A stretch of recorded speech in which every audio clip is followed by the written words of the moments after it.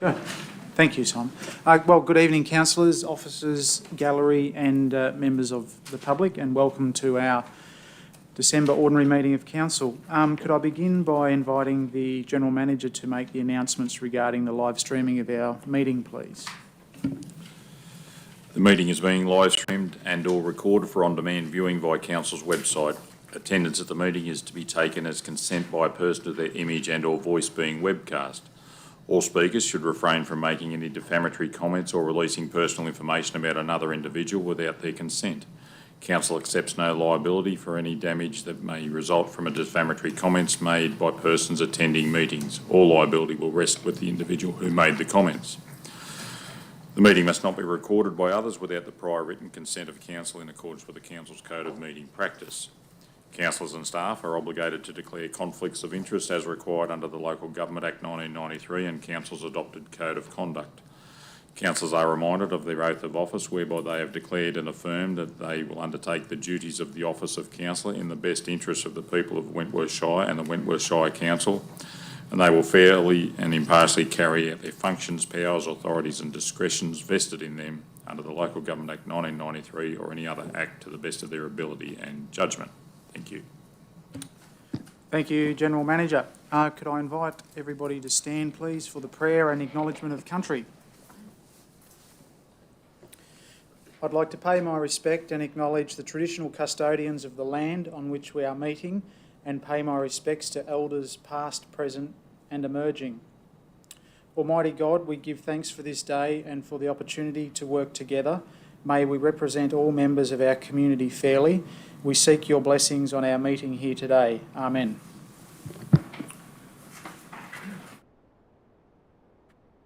Item 3. Apologies. Are there any apologies?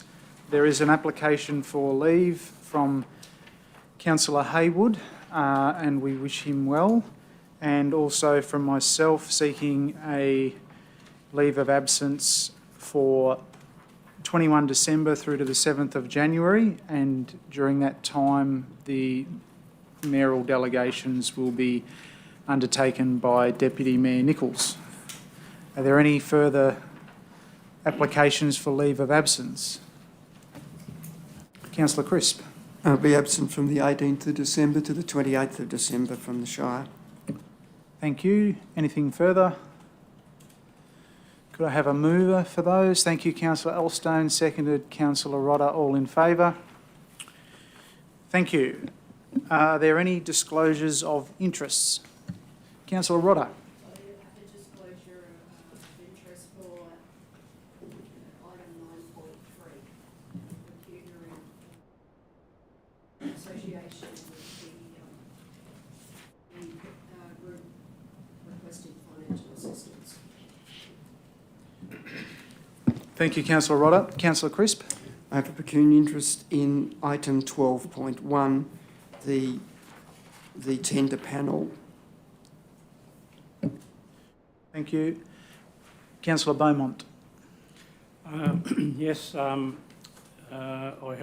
declaring a non-pecuniary and less than significant potential conflict of interest in agenda item 9.3. As the President of Wentworth Regional Tourism, I had knowledge of the letter of support that's been provided for this request for financial assistance. Thank you, Councillor Beaumont.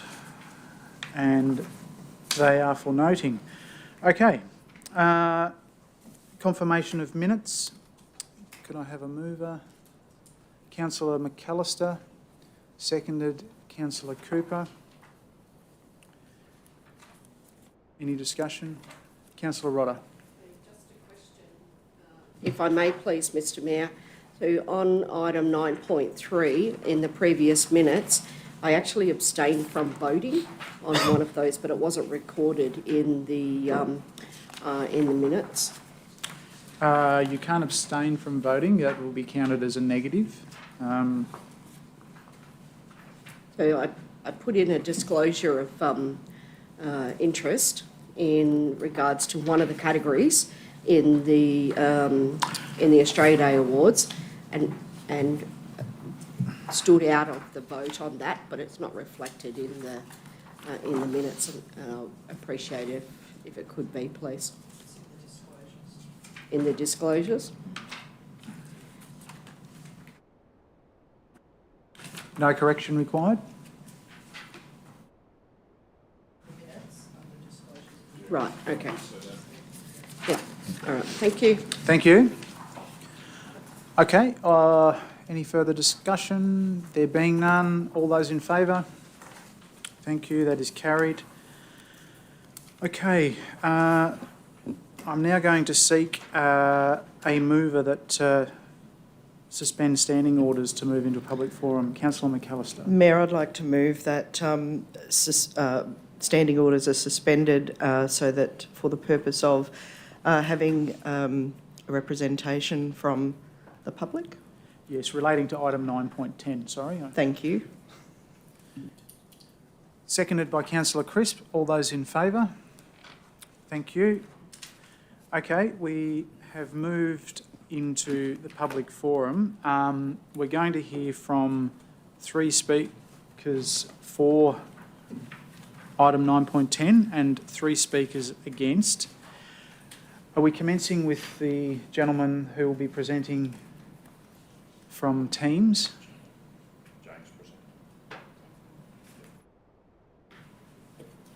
Okay, there's a time limit given to everybody of 3 minutes, and in fairness, I'll be just timing that so that everybody gets equal representation.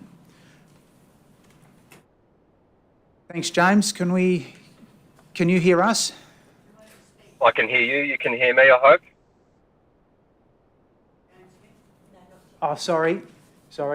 James Goldsworthy, who's presenting. No, you're right. No problem. Thanks, James. Okay, you can hear me fine then, guys? Yeah. Just a moment, James. We're just getting some sound organised.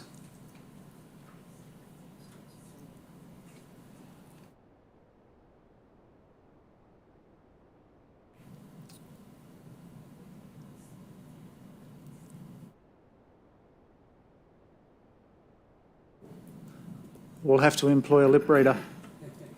It's saying he sounds on. Yeah.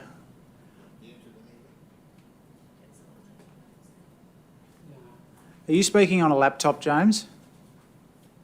No, mobile phone.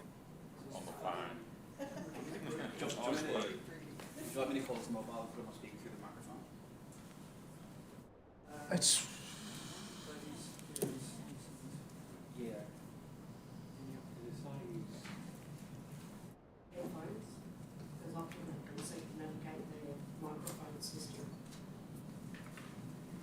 Do you have headphones, James? Is a question put from the chamber? No. Yep.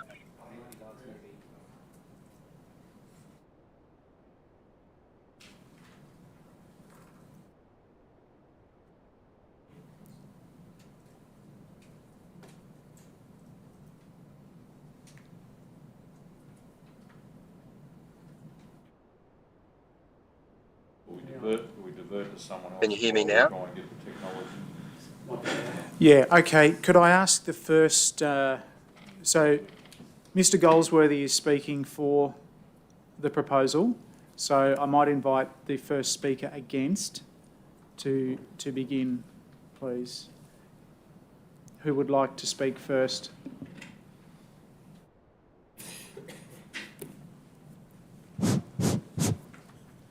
Mr Woodruff?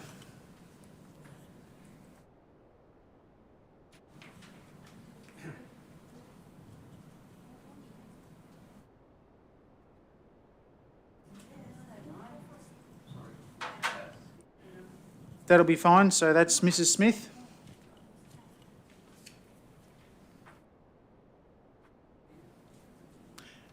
If you're comfortable there, that will be fine. Yes.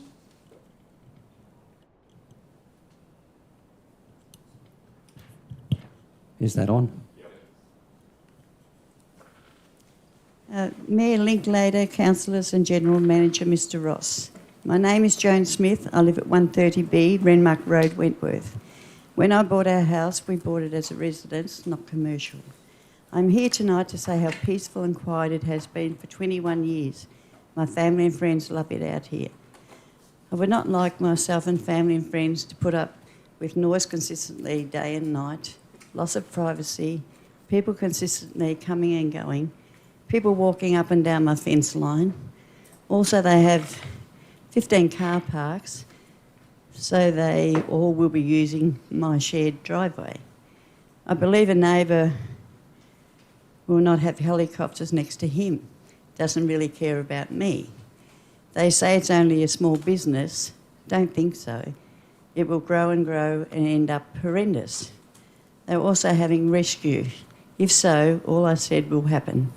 I do hope you all understand it is a beautiful place to live, and I hope to be here for quite a few years yet. I was born in Wentworth and very proud of it. Thank you for listening. Have a very Merry Christmas. Thank you, Mrs. Smith. Thank you very much.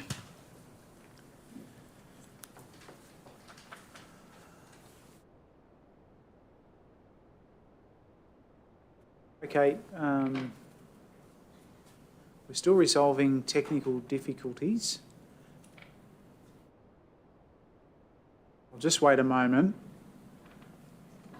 and if it's unable to be resolved, I'll invite the second speaker forward, but we'll just see how we're going.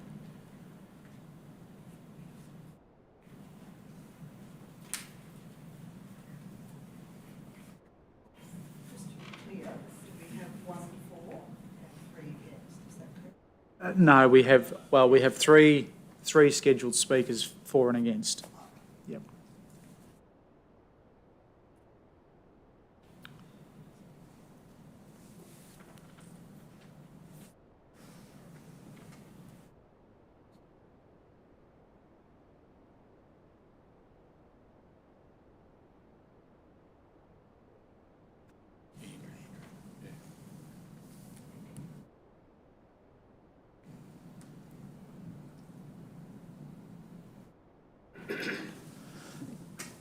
Andrew, would you like to speak, or...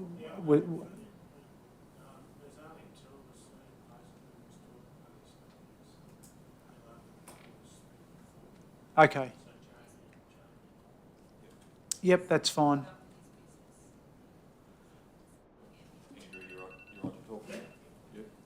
All right. Thanks, Andrew. If you want to, and we'll just continue trying to resolve this other issue.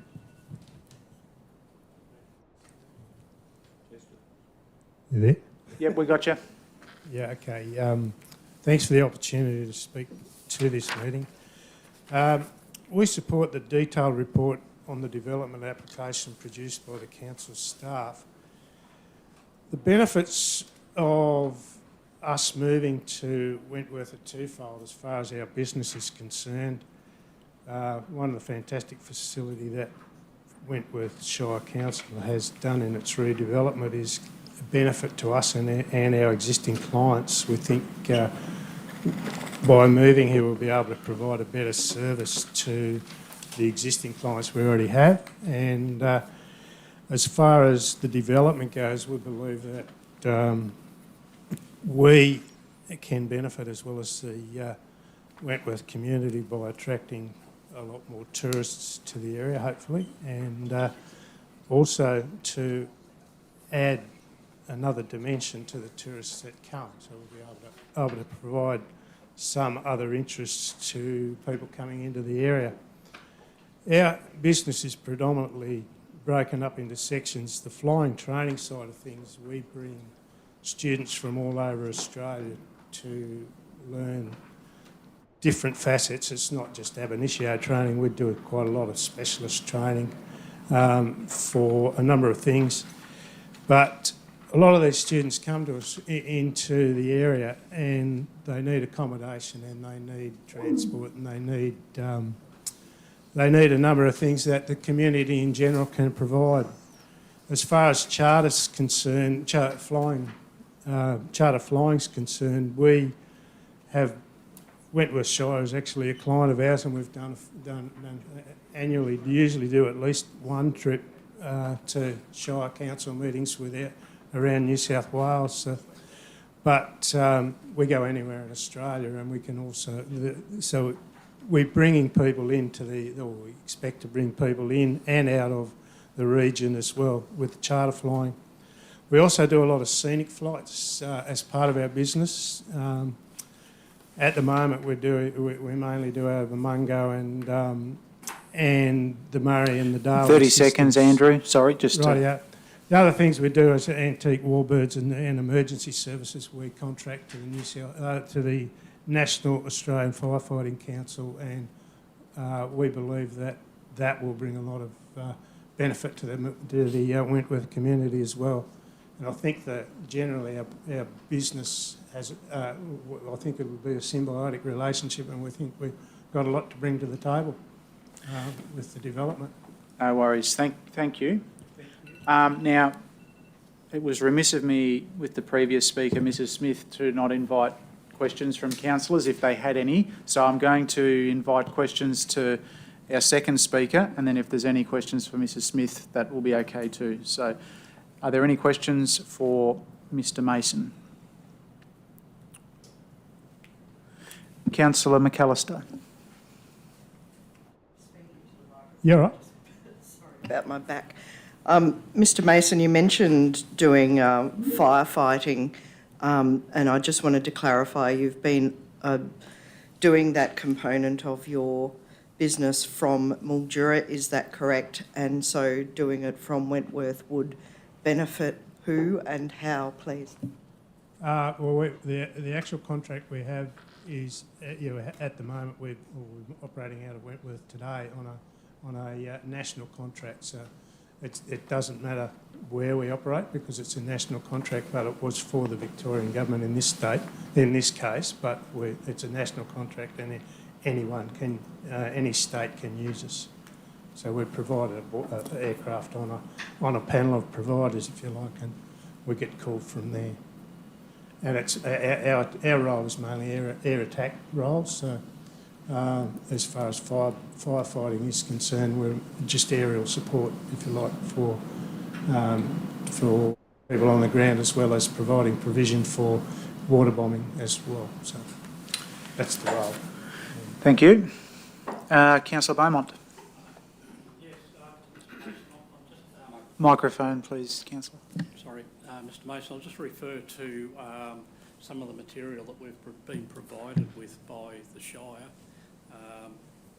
It's mentioned in your DA and through the assessment report, or there's reference to operating hours, and on page 158 of our notes, it says note hours of operation have been amended from that provided within the Statement of Environmental Effects from 8 a.m. to 6 p.m. to 9 a.m. to 5 p.m.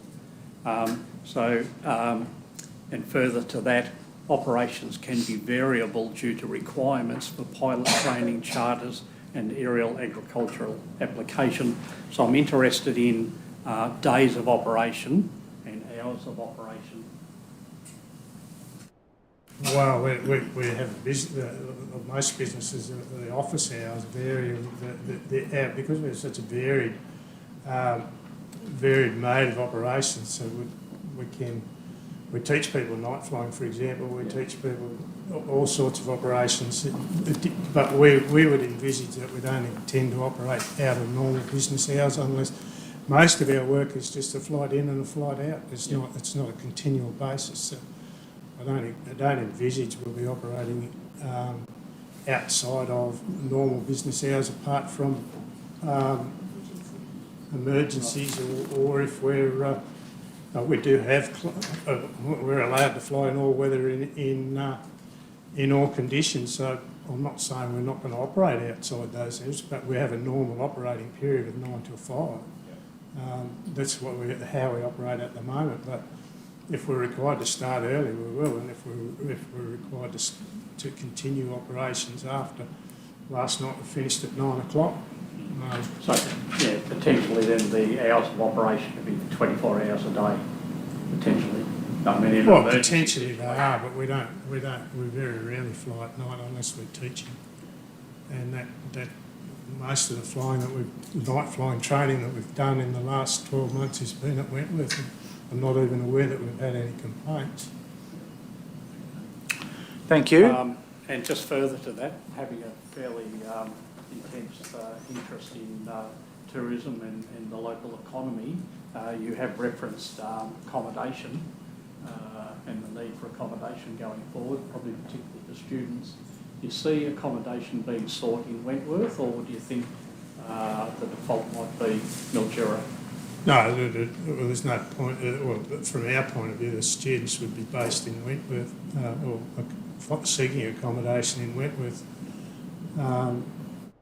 That's their priority anyway. If it's not available, then the option is to source it from elsewhere. But at the moment, well, the students that we've had over the last 12 months that we've been operating out of Wentworth have all stayed in Wentworth, and there are a number of supporting events coming up that we're involved in that are bringing a lot of people into the community as a result of those events. But the Women's Pilots Association and the Ausfly next March are all bringing, I think there's 100 aeroplanes coming to the Ausfly, which we've been invited to be part of. So, so we're only. I believe we'll bring a lot of business to the community. Okay, thank you. Any further questions? Thanks very much, Mr. Mason.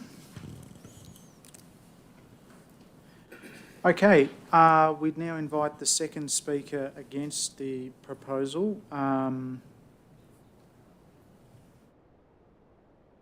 Okay, Mr. Woodruff. Microphone just to your right. Thank you. Testing.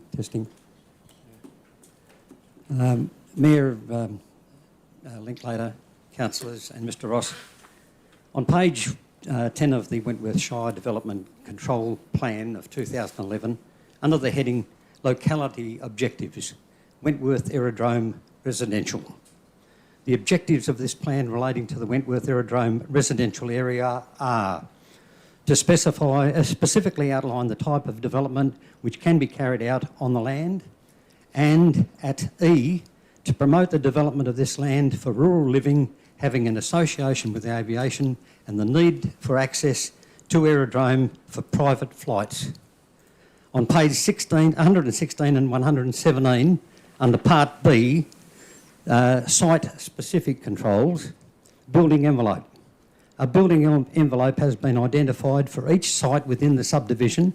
The envelope provides a range of options for the siting of dwellings within, while encouraging a generally unfiled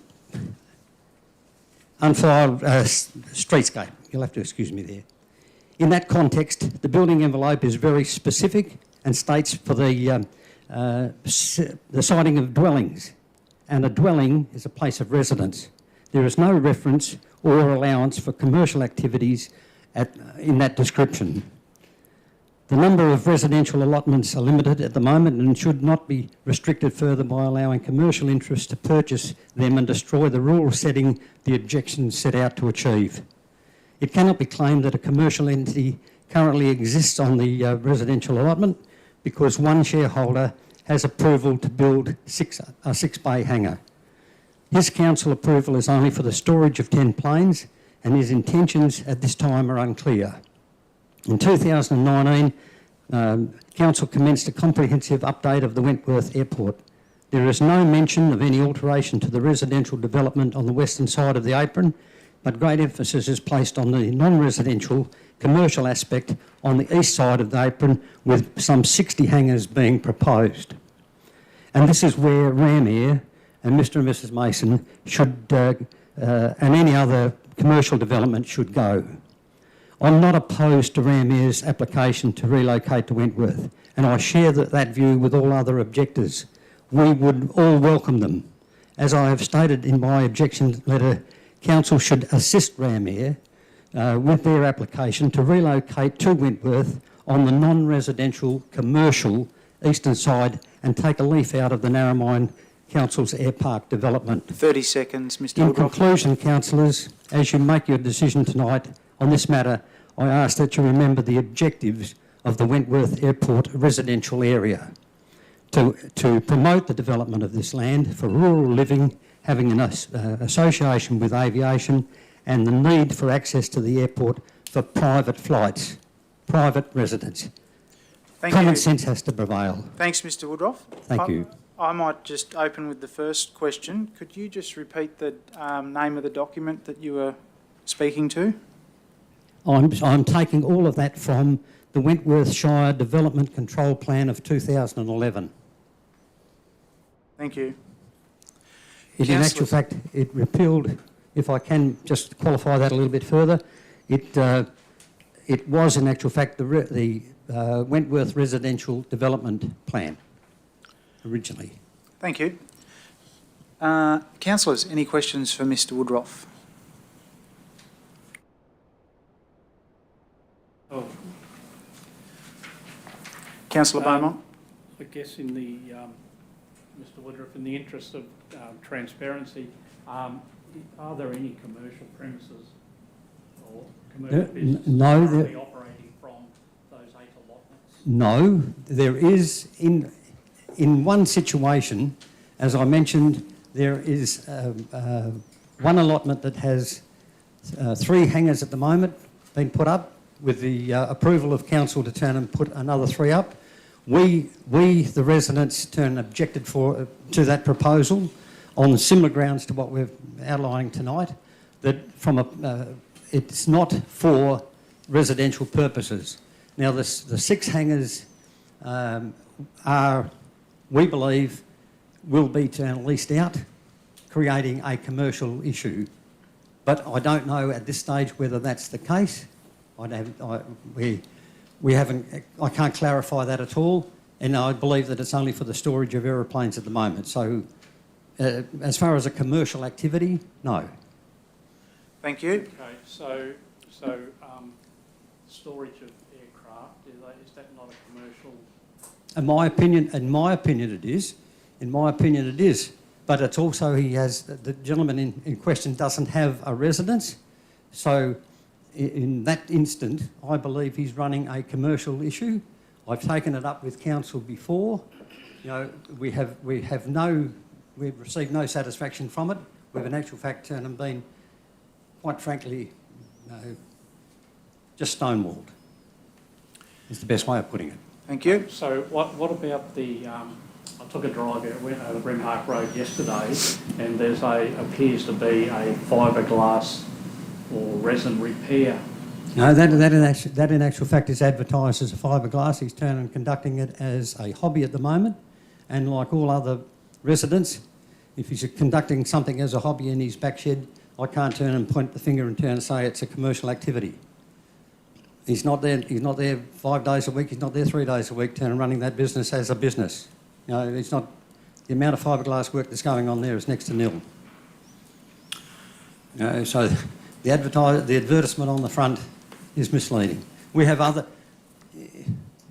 Councillor Beaumont, if you turn and look along there, you see other properties that have, signs up saying that the aircraft stored on this property are done so at the owner's own risk. And Sandy Creek Enterprises, Mr Mason Turner mentioned that the occupant of that property, is not able to get here tonight, but he's got on the front of his place, and this is not pointing the finger at him, but it's got Sandy Creek Enterprises, and the aircraft stored on this property are done so at their own risk. It would indicate that some form of commercial activity may be going on, but he's got a residence, and I can't point the finger at him. Okay. I don't intend to. Thank you. Thanks very much. But in this case, where there's a commercial activity, we welcome that commercial activity, but it should go down onto the commercial side of the airfield, the part that has been nominated, if you like, for that sole purpose. Yep. And that's where it should Mr. go, Woodruff. and council should support that. Yep. Thank you. That was one of your substantive points in your contribution. Councillor McAllister. I have to speak into the microphone, please excuse my back. Mr Woodruff, I'm just interested, and Mrs Smith might like to answer as well, what's your feeling about expanded residential allotments at the air park? I in actual fact turned and spoke to council years ago about me purchasing the allotment on the other side of the north-south runway. Narromine Airport has some 60 odd residential allotments around their airfield. They have 8 commercial dwelling sheds and so on around their airfield. They're making an air park out of that airfield, and it's a credit to them. This Wentworth has the same ability. If we start restricting the residential side of it now, we've got 8 only in situ at the moment. Mr Walsh at the other end of the allotment has turned and bought a property and he's building a house on it, and he intends to turn and develop that. And to his credit, we're going to see other houses along that Renmark Road. I don't want to see somebody with an interest in aviation parked next to a wrecking yard, for instance, or a scrap metal dealer, or a building fabrication works. We don't want residents and commercial activities mixed together. That's the point. And we've got to support Ram Air. There is room down the other end of the airfield for them, and council should assist them in putting them and helping them to get there, so that they can conduct their business, which we will all benefit from, and we all welcome him to come out here. Thanks, Mr Woodruff. Mrs Smith, did you have anything to add since I didn't give you opportunity at the start to answer any council questions? Sorry, my question specifically was whether she's for or against expanded residential development. Did you hear that okay? Yeah, it's just, we're just Yeah, I just thought it'd be nice to have someone, share veggies and have fun with, but it just sounds like it's just going to be a lot of noise day and night. I know I spoke to Sue, and she was very nice, and she explained it to me, and then my daughter spoke to me and my son and my friends and just said, Joan, you're going to have a lot of noise day and night, and I do look after a little child every now and again, and I just thought, I don't know, it just seems too much, because it's going to have rescue as well. There's going to be planes, helicopters. And so just to cars clarify, where's your residence, Mrs Smith? Right next door. To the aerodrome? Right next door too. Yeah, okay. Yeah, so I don't want to be awful. I just like everyone to be happy, just. No, thank you. Just seems. Thank you very much. Now, if there's no further questions, we might move to the next speaker. How are we going with regards to being able to hear Mr Goldsworthy? Mr. Goldsworthy has been texting me. He's available via mobile phone. Okay. He did ask if we could try again on Teams. Okay. All right. Well, I can give him a call now if you'd like, Mr. Mayor. Mr Hazeldine, you are on the speakers list. So just while our director makes arrangements, Mr Goldsworthy, would you like to speak now? Yes. Yeah. I'll just indicate, as with other speakers, 3-minute time limit, and if there's questions from councillors, a 1-minute time limit. Thank you. Mayor, councillors, I'm a resident out at the air park. I live in one of the very middle blocks. I've had an association with Ram Air for quite some time. They've been operating out of the airport for over 12 months now. There's been very little impact at all. There's been no noise issues. There's been no extra traffic. They bring a great service to the town. They certainly fill the motels and the local eateries with their students and other people associated that come into the town, and they're nothing but a benefit to the district. Also, the services they provide, you would not be able to find them anywhere else in any other regional town, and it's got the potential to grow. their maintenance facility. A lot of airports dotted around the countryside that do not have a maintenance facility. They've got a maintenance facility which will draw in more aircraft-related people, and I'm all for it. And I know several other residents that live out there as well are all for it as well. And we don't consider there'll be any impact to us at all. Minute and a half remaining. Yeah. Okay. Pretty good. Thanks very much, Mr Hazeldine. Are there any questions, councillors, for Mr Hazeldine? Councillor McAllister. Mr Hazeldine, you mentioned that there was a maintenance facility that Ram Air operates.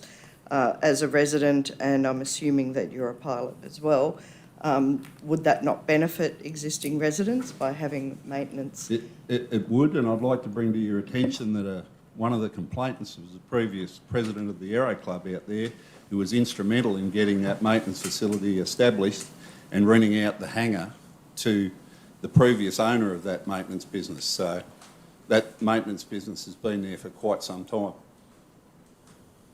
Thank you. Any further questions? Oh, just for Beaumont. clarity, if I can please, Mr Hazeldine. So you're a resident of that precinct? That's correct. And we're in relation to... On the third block along to the property that Ram Air own. Thank you. Yeah. Also, I'd just like to say that the Aero Club's been operating, they were the first development there at the airport. They've been operating there for quite some time, and I consider them to be a commercial development. They rent out hangars. They've had 2 maintenance facilities operating at the Aero Club, and this is no different to what has previously been operated at the Aero Club. Thank you. Okay. Thanks, councillors. Thanks, Mr Hazeldine. Now,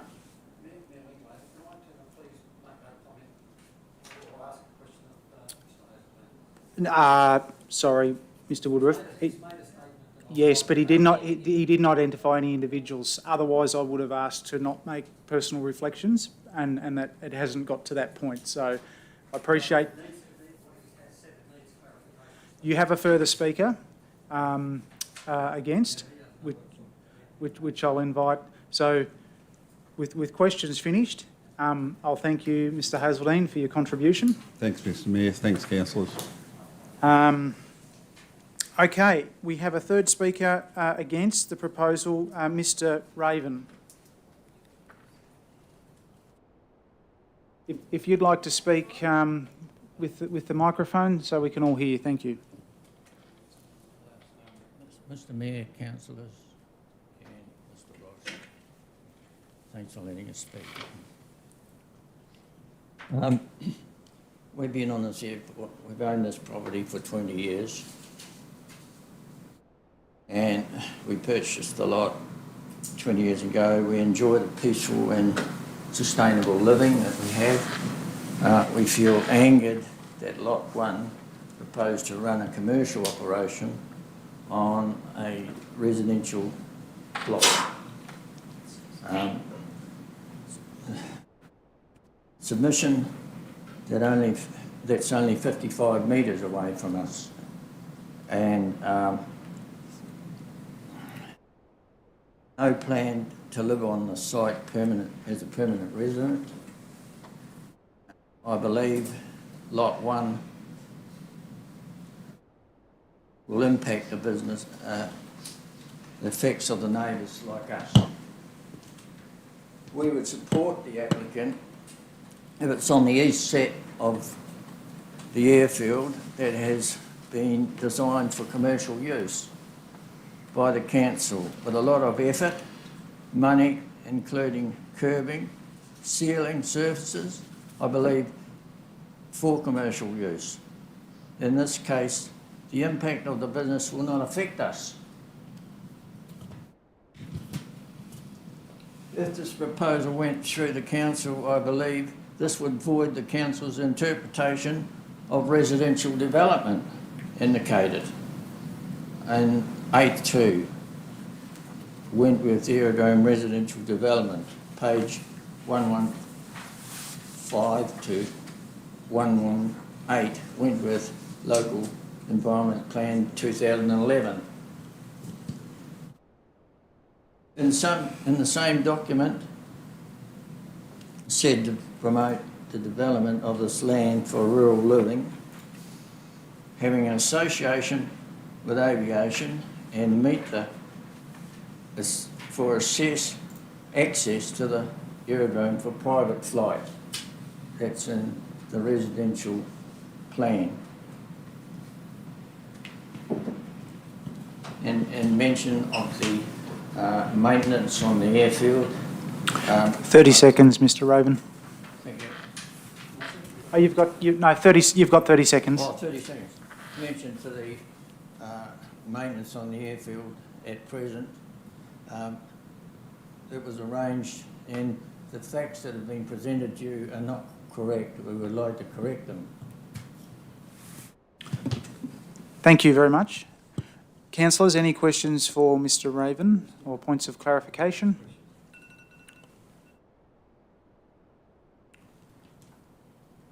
Okay, thank you very much. Thank you all for your contributions.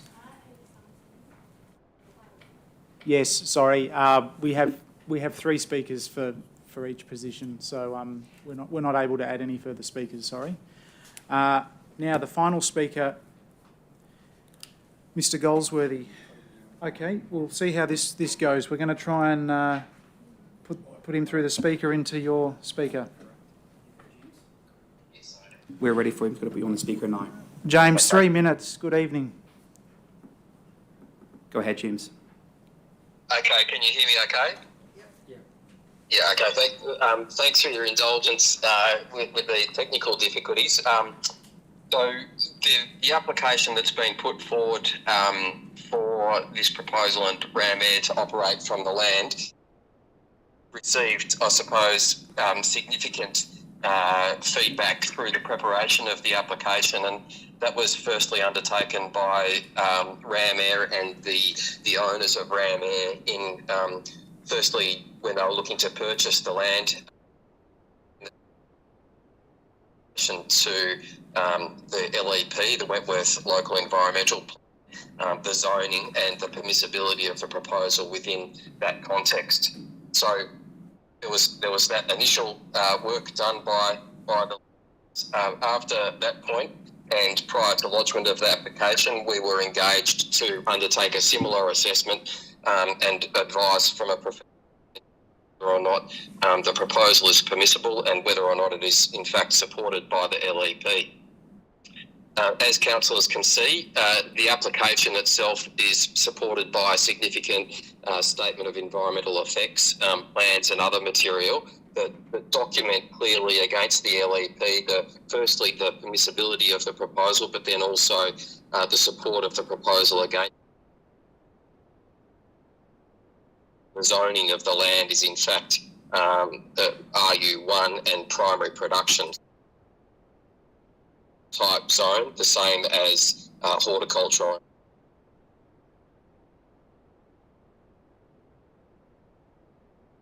So in terms of what the proposal is, I believe that you've got,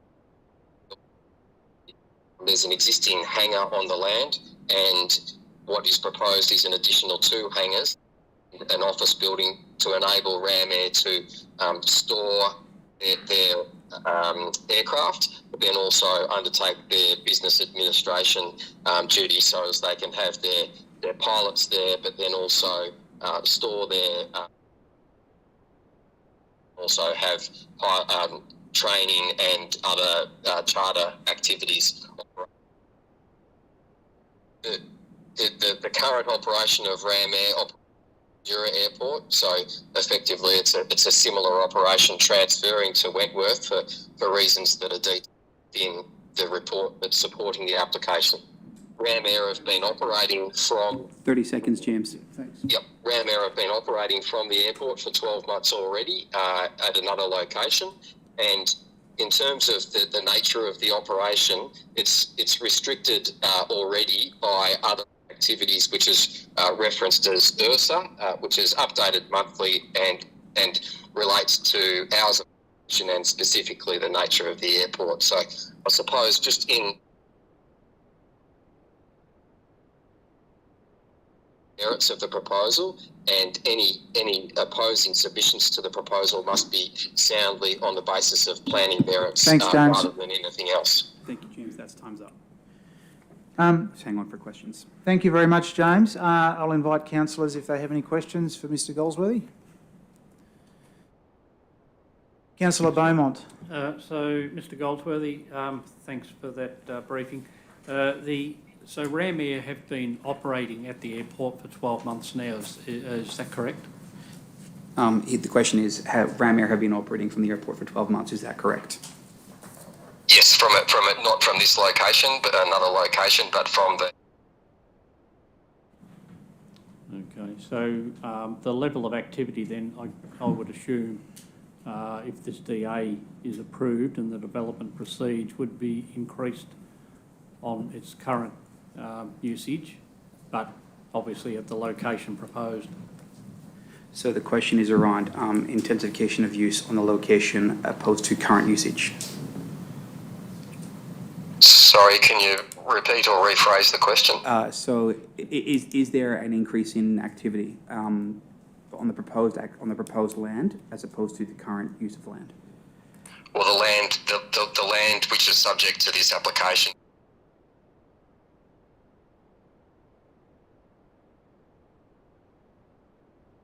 Wentworth Aerodrome is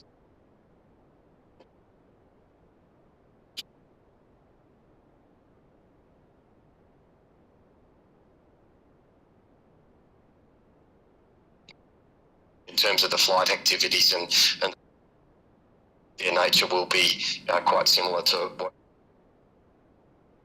from within the last 12 months. Albeit at a greater level of activity. Sorry, what's that, Councillor? Albeit at a greater level of activity. Albeit at a greater level of activity, James, question? I suppose it's difficult to say, being planes, the planes will continue to operate from Mildura should this proposal proceed, but the bulk of the planes will be from the Wentworth Aerodrome. In terms of the greater level of activity, it would be difficult to specifically say. It's possible because there'll be more planes there, but there could be many other activities operating from the airport that rise to greater levels of intensity in terms of aircraft movements and the like from the airport. Thank you. Thank you. Councillor McAllister, question?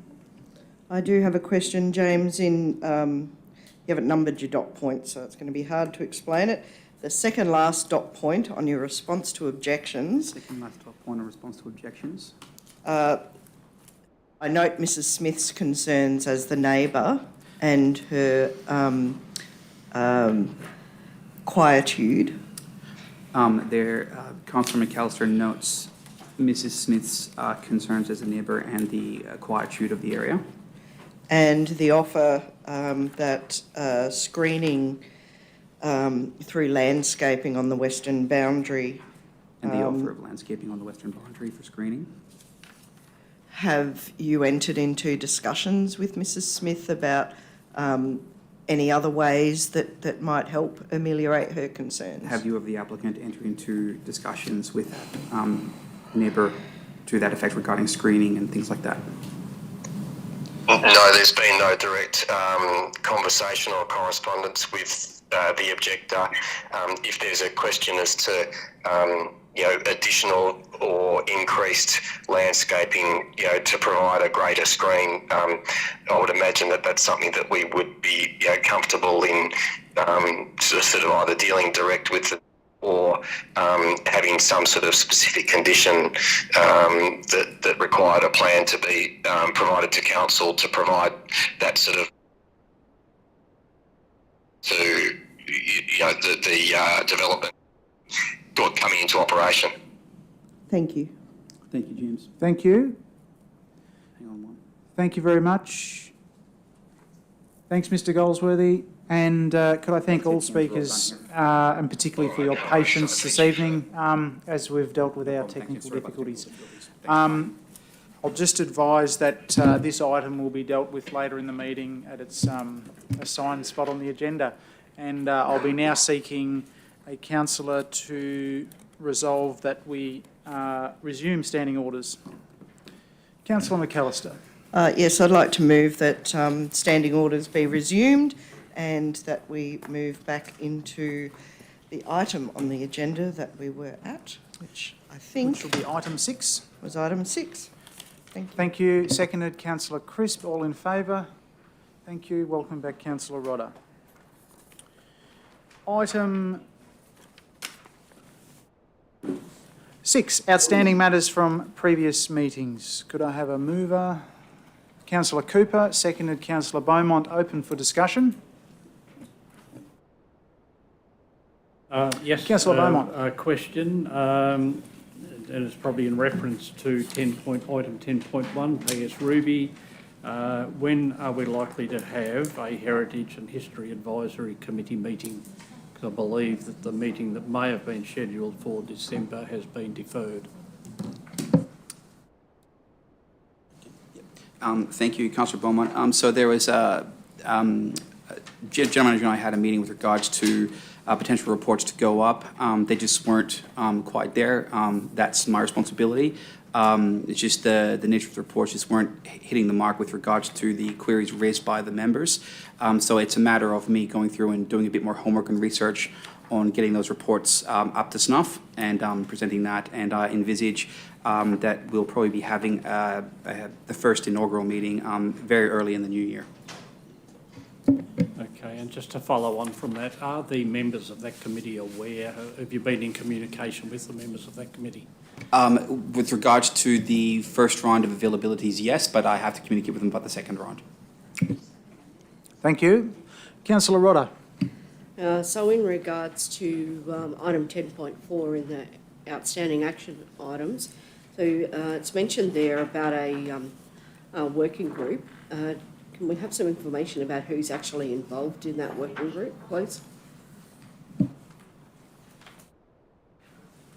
That working group is made up of the operational engineering staff and the member of finance beyond that group and general manager, just to, as I said, to review the draft prior to us going to the user groups to get their further feedback. So it's an initial review on the documentation being put together for the changes. So it's an internal review group for that draft document.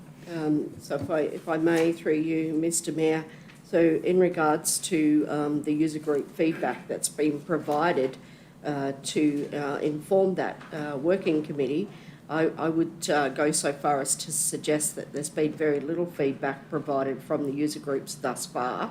This process was started way earlier in the year, and it looks like it's going to take a whole year to undertake something that that perhaps could have been expedited. But I encourage the working group to actually seek feedback from those user group committees. I currently sit on 2 or 3 of those, and unless information has been sent to them outside of that forum, I don't believe there's been sufficient consultation with those committees.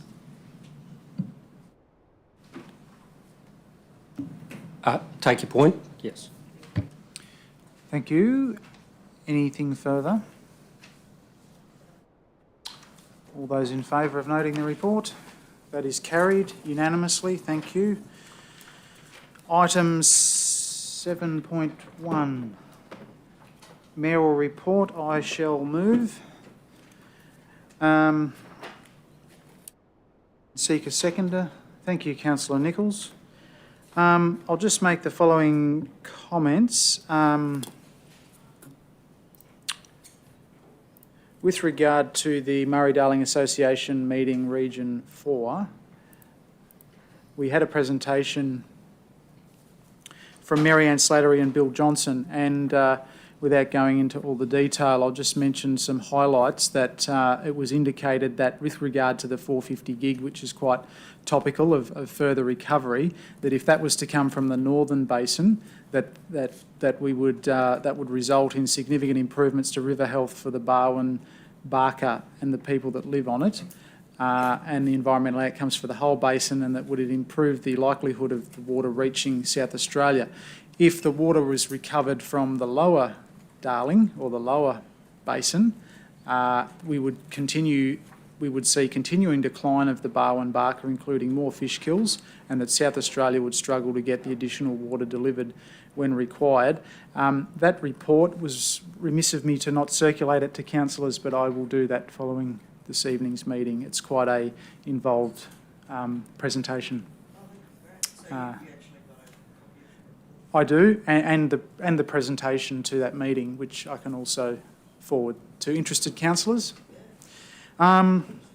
Just to mention also to congratulate Susie on 34 years of service, who was celebrated at the Gindana Preschool 60th anniversary. That was a very uplifting occasion. The Country Mayors Association meeting in Sydney, the first one I've attended, I found it most useful and most productive in terms of some of the objectives that we have as a council moving into 2024.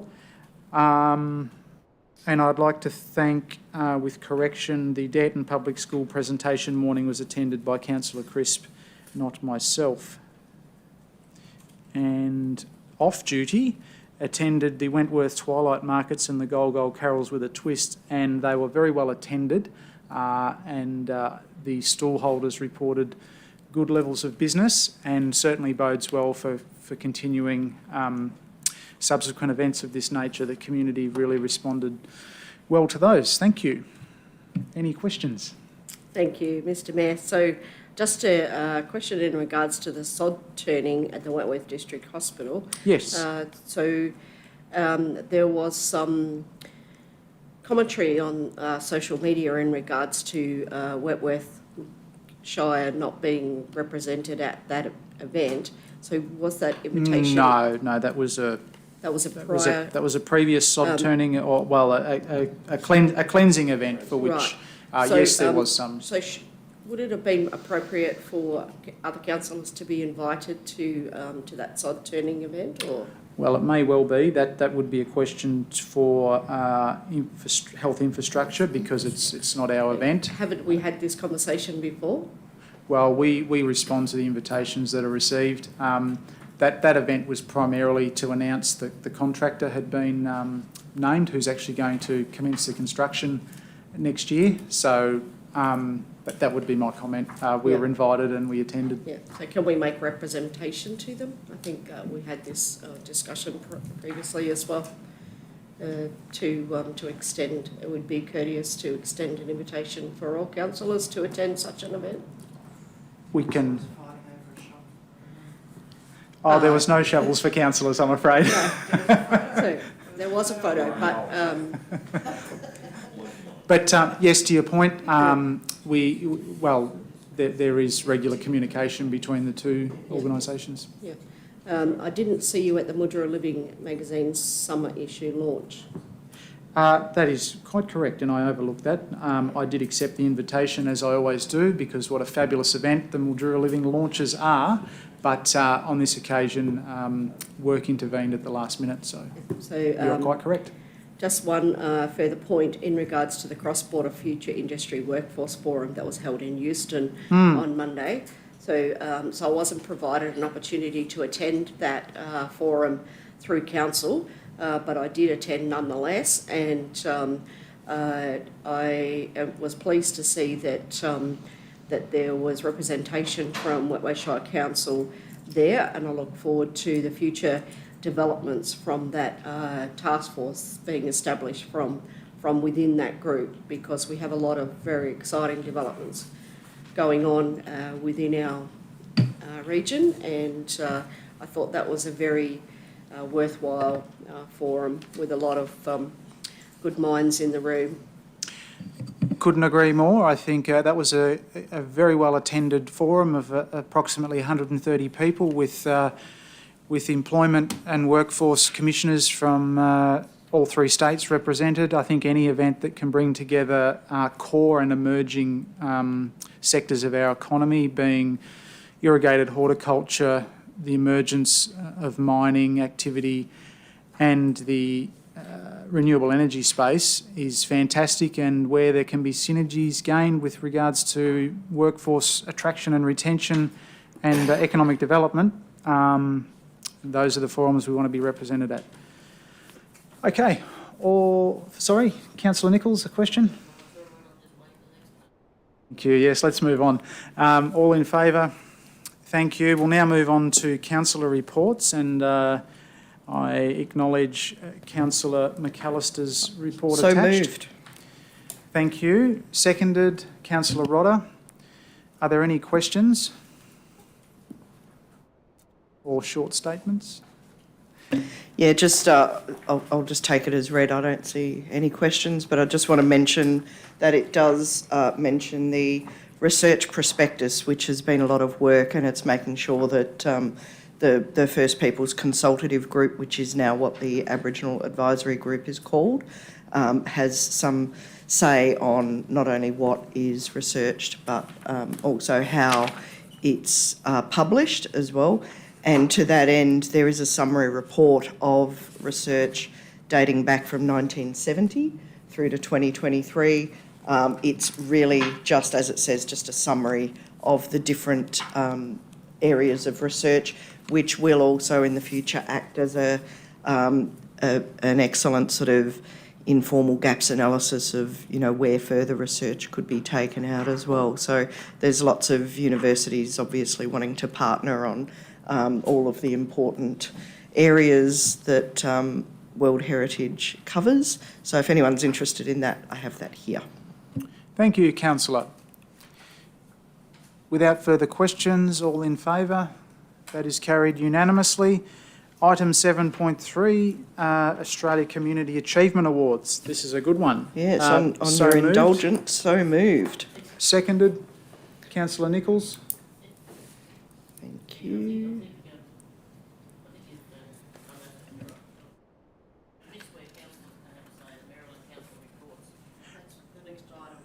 Oh no, we're in that item. We're in that item, Councillor Nichols. Yes, we're just dealing with 7.1, 2 and 3. And this is why I do written reports, because they appear and people read them, and then verbal reports can come later. So I've maybe jumped the gun a little bit. So there was a gala presentation dinner, which I have mentioned before, and there was a certificate which I have sitting there. Excuse me. That's just so that council can see that we were awarded a certificate as a finalist, and to end up in the top 4 of the Crown Land Managers across New South Wales and ACT was no shoddy matter. So I'll leave the rest of it as read. Thank you, Councillor, and thank you for attending the gala dinner and awards ceremony on behalf of Council. Are there any councillor reports? Councillor Nichols. Thank you, Mr Mayor. I have 4 and they won't take very long. The original report I want to make is on the Pomona School presentation. A school with 18 students, very, very well mannered, very, very professional in with what they did. Every child and every teacher had an input into the presentation. I've been, I think, probably 4 or 5 times, and I think the children of Pomona and the way they're taught was very, very good, and I would encourage any councillor that hasn't been out to see what the Pomona School does to go along. Hear, hear. Yep. Now, the Wentworth Street evening, there were other councillors there. Again, it was very, very well attended. Lots of people selling lots of different items, and a fair few of the shops were open. So congratulations, and I think the fact that we're forking out financial support for these groups is well established. Dearden Street, I went out to Dearden Street on Saturday. I don't know if anybody, other councillors were there. If they were, I apologise, I didn't see anybody, but I would assume that Councillor Crisp would probably be there. Again, the stores were open. lots and bits and pieces, shops, people selling all sorts of things. I can never get away without buying something. So I think about $75 later, I came home. But it's good to see that the smaller communities are getting together, they band together, they act as a group, and that's great. Also great to see the new toilet block being established. The final report I have is I represented council and yourself at the presentations to staff. That was a great afternoon. I congratulate Gail and the staff there, because I think the pizza faction went over very, very well. It was simple, and also the move to the showgrounds. Our staff are our greatest example of what happens, and to see people who've been there for the number of years, some of them have, is really tremendous. It's tremendous to see. They turn up, they've got their striped jackets and so on and so forth. Some of them are real bushies, they've been bushies for years, but they're great people. And I think the staff certainly appreciate the fact that they have the ability to go to these functions.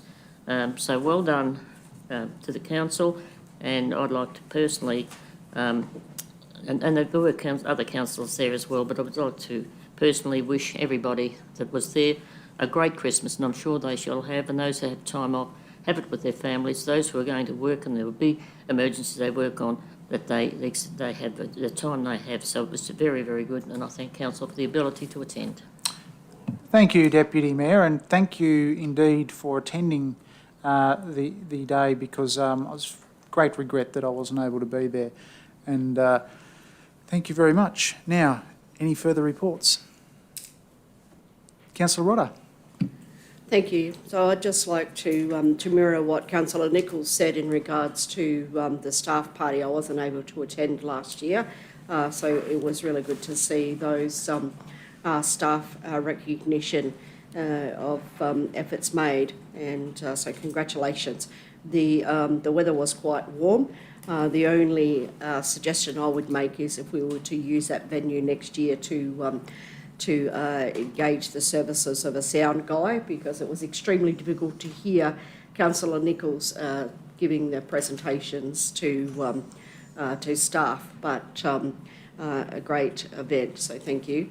So earlier this month, both the Wentworth Regional Tourism Incorporated Group and the Australian Inland Botanic Gardens held their AGMs. So at the AGM of the AIBG, the Councillor McAllister has the document there, and it's called the 2022-23 Annual Report.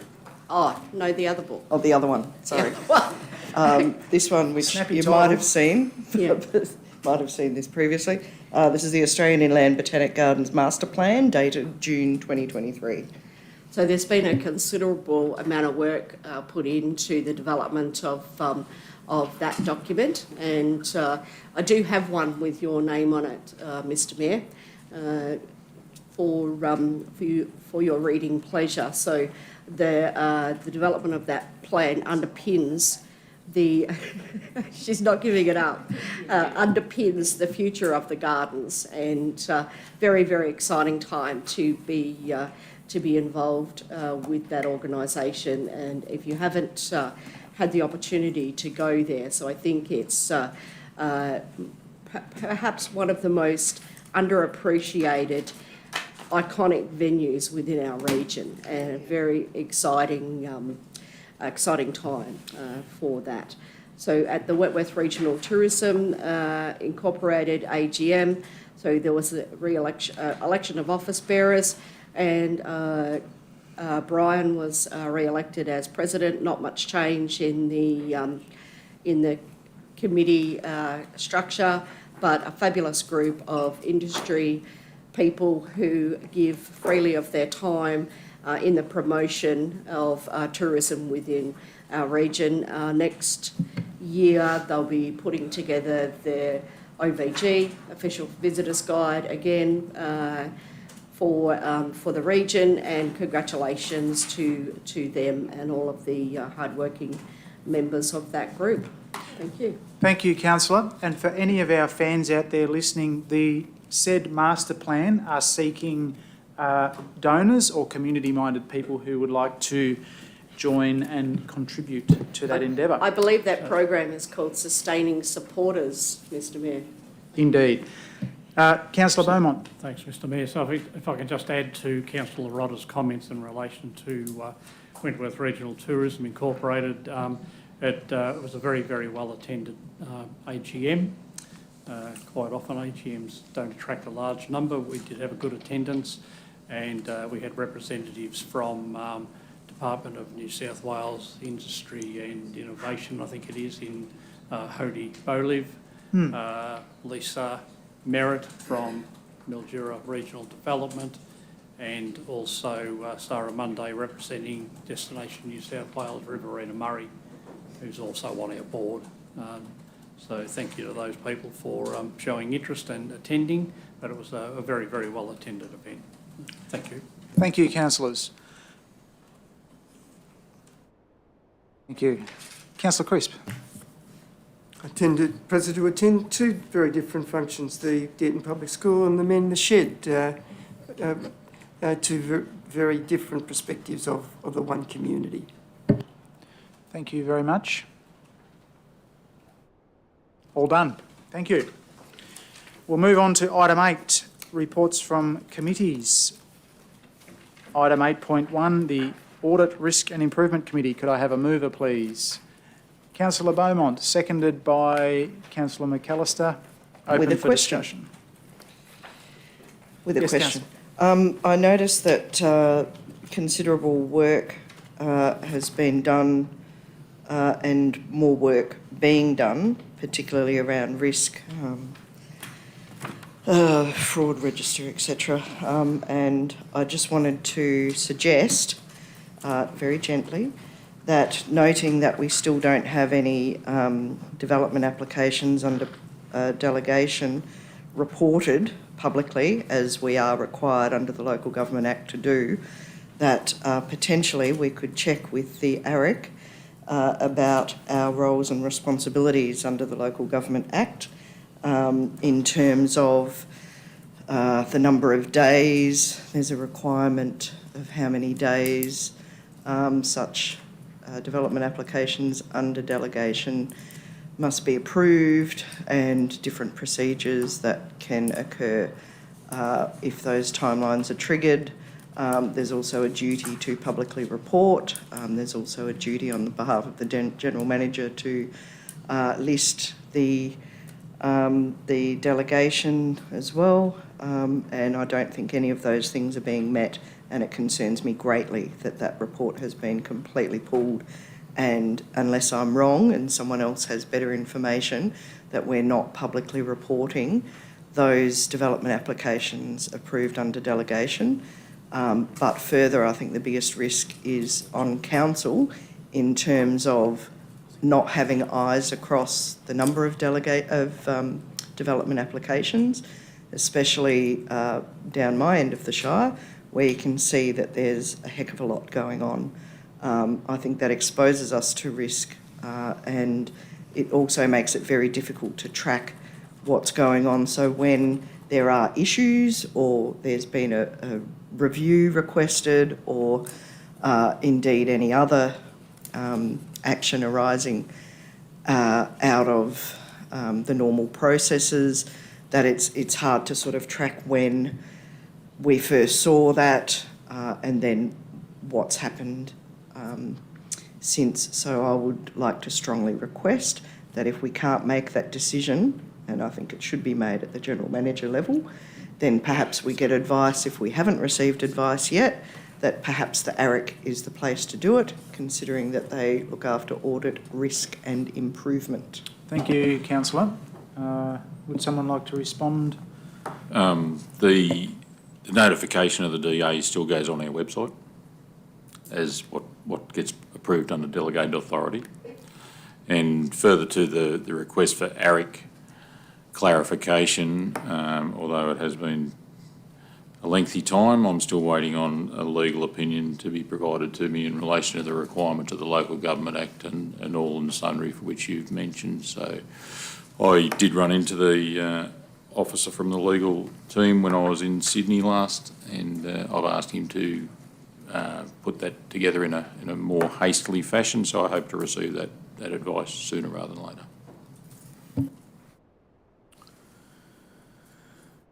Thank you, General Manager. Can I just respond to that, please? Because I would consider that if I were sitting on the Audit, Risk and Improvement Committee, this is one particular risk that I would like to know about, and especially if it's elevated to the stage where you're requesting legal advice, that they should probably be kept in the loop. I agree with all of that, but it was the request of the council that I get the legal opinion. Any further questions? Okay, we have a recommendation in front of us, parts A and B, so I'll put it to the vote. Those in favour of A and B? Those against? Councillor Rodder?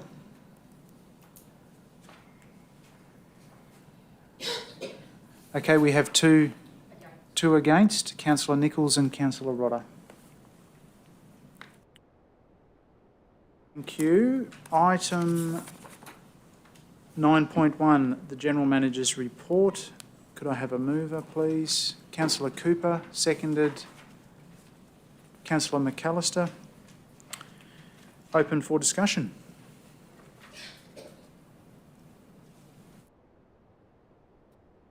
Councillor Beaumont. Just wondering whether there was any further advice or comment to be made in relation to the fibre optic symphonic orchestra project.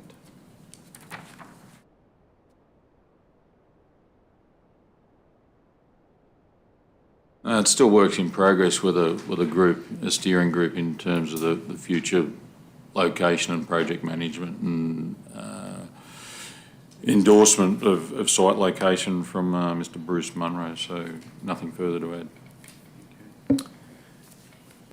Councillor McAllister. Just a couple of really quick ones. On page 58, it says the Wentworth Twilight Christmas markets were held from 4 to 8 p.m. It doesn't say when, and I probably should know that's probably elsewhere, but I don't.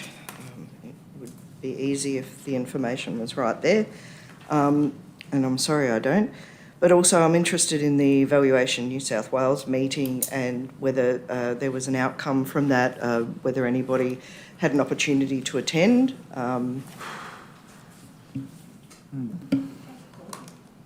In essence, there's significant issues with valuations throughout the Shire in terms of their escalation or whether they're actually erroneous or correct in some instances. So we've raised it at an officer level, but I think what will eventuate and come to effect will be there'll be Mayor and Council's representation into the responsible Minister and or the Attorney General to represent the concerns. So subsequent to that meeting,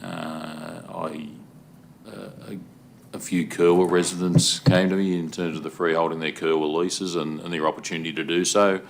So it's works in progress that will look and map leasehold land versus freehold land and what it means to Kerwell lease. They'll probably given a deadline of 30 June to be given the opportunity. Their lease is a opportunity to be freehold at 100% of the market value. By comparison, if you were 20Ks or within a 20K radius on a pastoral lease, you can get it for 3%. So there's sort of that equality issue which we've raised, and we need to sort of draw a line in the sand or a delineation of equity that makes it right for all their ratepayers. And just if I may, through you, Mayor, the response that you received, was there an acknowledgement or an understanding or anything positive? I wouldn't call it positive, Councillor McAllister. I'd call it taking our concerns on notice, and from that we've deemed that it was possibly the right approach to escalate it to a higher authority than just the officer level. So taking that into account, Mayor, I'm reading between the lines, does the General Manager want a motion at this point that Council writes to the Minister, or is that something we can work on?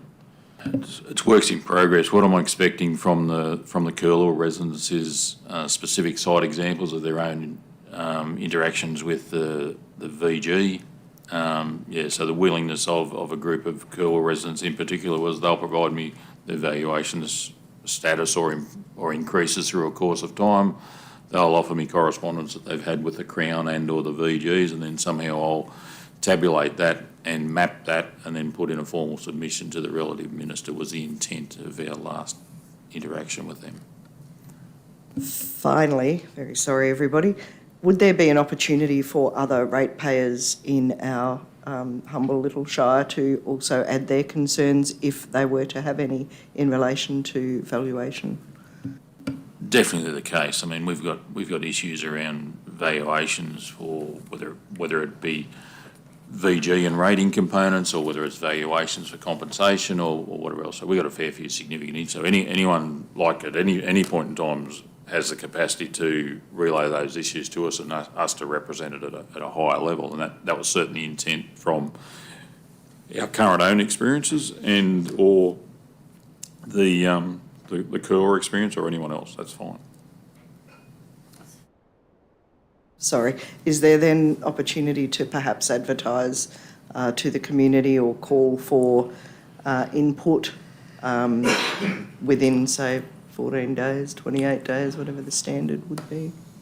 There is, to take it offline, there is a separate component where they have the right to object to valuations directly to the VG. So I'm happy enough for people to approach us. Whether I go advertising, I'll seek your guidance on that. There could be a fair component of interest in the matter. So I guess if that's the desire of council, we resource it accordingly, and we'll put a social media post or an ad or something that will offer the opportunity for someone to share their concerns. But it'll be in the wording of what the VG offer in objections and how that's structured.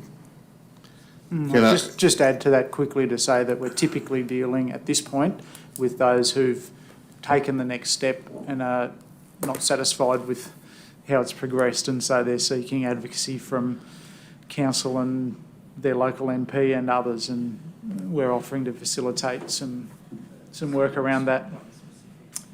Councillor Elstone. If I can, I was just going to say, well, there's a big difference in, anyone's got a right to take on the VG over your rate notice. These lease things are a completely different issue in terms of how crazy they are. So it needs, along with the problems that council's experienced on a couple of things, it needs representation in Sydney, in my view. Yeah. They're substantially impactful on the people that it's affecting. I have got another question, if I may. You may. Councillor Rodder has a quick... Yes, and then I'll come back. Happy to wait. So just FYI, the Wentworth Twilight Christmas Market was Friday the 1st of December, which was missing from the report. The only other point I would like to bring to the GM's office attention is that the Australian Inland Botanic Gardens meeting will not be held in January. The next one will be in February. Gail. Thank you. Councillor McAllister, do you have a question? Sorry, I'm so sorry. But just on the back of what Councillor Elstone said, and understanding that there's significant Western Lands leases across the entire far west, is it possible then to discuss with other councils in the region whether they're also having issues and the potential for groups of councils to petition the minister together from a ministerial perspective may well have more clout? Yes. Councillor Crisp, were you about to comment on the Far West Conference of Councils? I'm more thinking that the issues we have are with Crown leases, not Far West not Western Lands leases. There's some unique subcategories of various Crown leases left over from history. Yeah, if I can, Mr Mayor, yes, just add a bit to that. So there's the Wentworth Irrigation Act of 1800 and something that some of those Curlaw leases under, and they're specific 30 years. There is small Western Lands residential leases that are perpetual, but there is a classic example of Curl that I think I mentioned last meeting that is ridiculous. So it's something that certainly needs to be brought to their attention, and I think too is there's just a couple of things around that have been discussed, but for the benefit of councillors, it just seems like, you know, they've really peaked it out to say, well, this is your last opportunity to freehold it. Valuations in some cases have tripled in 4 years, and I don't mean $10 to 30, I'm talking 200 to 900 in one case. You know, the little one down on the river, 600,000 for an acre and a quarter to freehold a block. Ridiculous. So if we haven't got an opportunity to go into bat over that, well, something wrong with us, in my opinion. Yeah, no, absolutely, and we endeavour to do that. I mean, the link to Western Lands lease is probably more of demonstrating an equity issue where the treatment of some of those properties in the freeholding process is vastly different to some of the Curlwell leaseholders. So it's quite specific, but it's very impactful on those people. Okay, thank you. Are we all in favour to receive and note the General Manager's report? That's unanimous, thank you. Item 9.2, Golgol Public School request for financial assistance. Could I have a mover, please? Councillor Rodder, Councillor Nichols seconded. Open for discussion. Councillor McAllister. Did you have yours on first? I don't know. I was just going to say it's a very good annual event and we should support it. Here. Yeah, the only thing I would add is, once again, and I have banged on about this before, a lot of these fees and things like, you know, staff and vehicles and bins are actually our expense. It's not really a true costing, is it? There's no such thing as in-kind support. There's still a cost involved which we have to bear. So that will be reflected in what the point that Councillor Beaumont made at the last meeting, that we'll record that as a form of additional financial assistance that we've provided to a community organisation or a school or, you know, whatever it may be.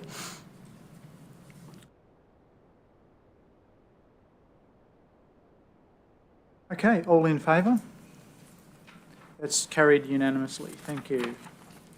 Item 9.3, Wentworth Regional Community Project Association request for financial assistance.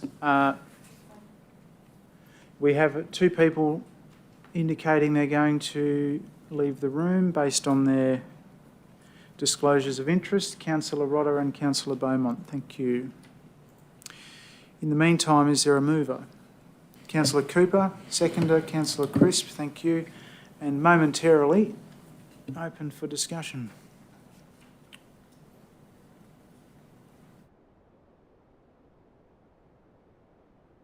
It's okay, you're welcome to stay. Okay, open for discussion. Are there any questions? Councillor Nichols and then Councillor Elstone. Thank you. I have some concerns insofar as a second grab. Why have the running costs increased for a start? Because I've pulled out the previous ones from the ones before, which we may be able to balance them out with. The Golgol's Carol with a twist. What was their payment? How much did they get towards that? The Wentworth Twilight Christmas markets, who provided that and what was that? I'm trying to look at costs and compare them out. And the Darton Christmas markets, were there costs associated with those? Did we have requests? Because, I mean, am I going that they were a thing with various things, and this is now, we've gone to here. We've got public entertainment.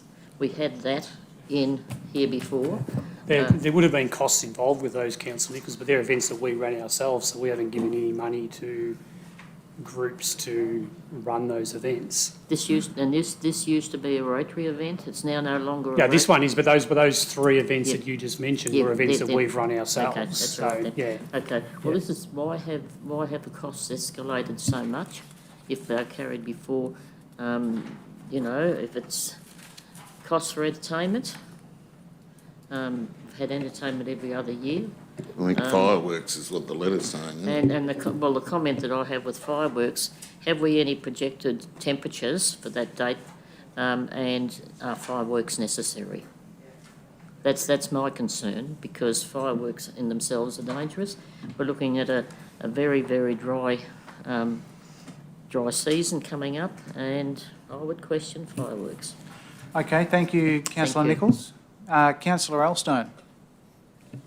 Yeah, I was a little bit along the same lines, although it is it's an annual event that's always been well supported and a lot attend, but probably along the lines of the fireworks comment, I think the forecast for Christmas Day is pretty reasonable, about 30, I think.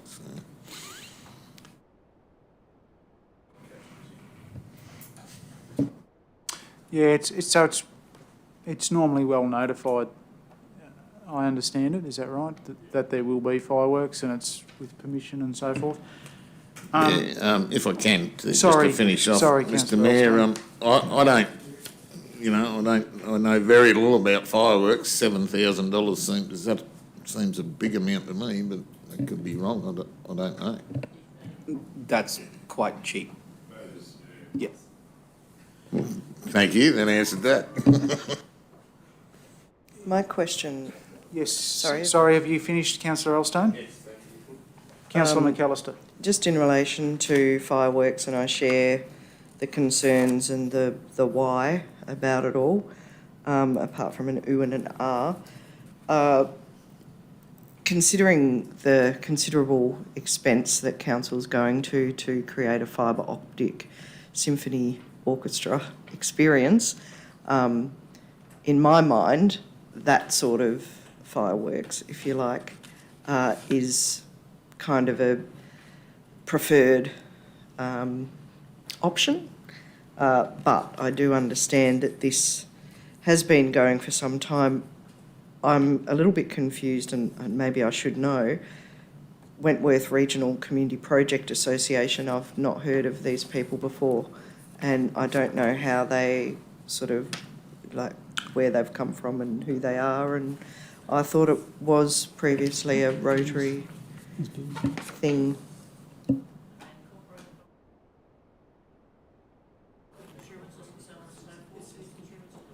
It indicates that it's an incorporated association. So I think Councillor Nichols was correct earlier. It used to be a Rotary event, and then they pulled out of it, and a group of Wentworth residents got together and formed this group with the aim of running the street party about, I don't know, 4 or 5 years ago or something along those lines. Thank you. Now, Councillor McAllister, 5.3 million would buy a lot of fireworks, but aside from the FOSO versus fireworks question, I have a question. Is this a distinctly different application for money for a distinctly different event, or? And it's the $5,000 that we approved not long ago. Right. 5's your maximum under the grants and donations banner. So they've got their 5. Now they seek to have additional. Okay. Oh, well, kids love fireworks and big kids love them even more. Is there any more discussion on this item? Councillor Nichols, microphone. This really is, if you've seen somebody with a skyrocket in the side of their face, you don't like fireworks. And my final comment, I guess, would be that not only would this set a dangerous precedent whereby other groups could well say, well, we've got our 5,000, let's make another application, but also if this is going to be an ongoing event, perhaps we need to review the way that it operates and the expenses and have a little bit more sort of say over it or something. I'm just not sure. Okay, thank you. I think that's a pretty relevant comment. We put 10,000 into ski races and events. I don't even think we give the show 10 grand, do we? you know, whilst I'm all for the street party, I think it's getting to the top of the tree. I guess is the comment I'd make. And if we're going to support it, perhaps we need to do exactly that: is go right through it for the future and reconsider it. So do we, sorry, thank you. Councillor Crisp. Perhaps we could resolve this with a motion, because I notice the recommendation is that we consider. So I'd like to move that the council will support the Wentworth Regional Community Project Association's request for additional funds and further inform the association the council wishes to review the costings and the costings of the event in the future. Okay. I'm just pausing for a moment for whether we, as well as costings, I'm looking at it's the structure of the event. I've just got to find the right word, Gail. For a moment, it's, someone help me out here with, activities, yes. I like that word. So can we incorporate that, please, Gail, the cost and activities involved in the event? Review the costs and activities of the event in the future.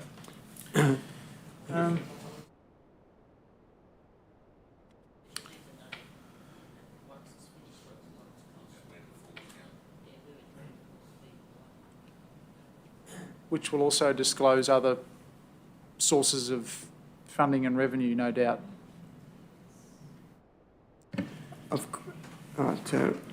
And perhaps in speaking to this, that it will require council to do some work to structure a review to look at the benefits and the options.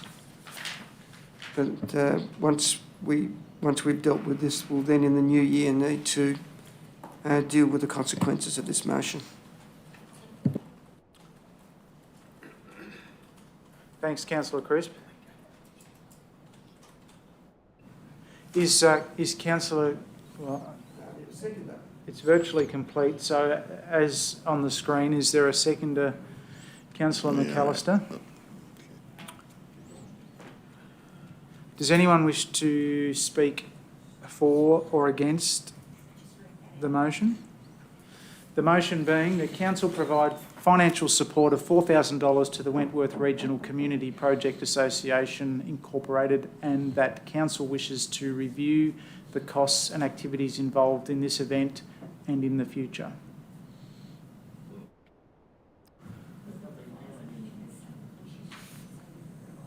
Yes, that's the purpose of this event. So we have a move by Councillor Crisp, seconded by Councillor McAllister.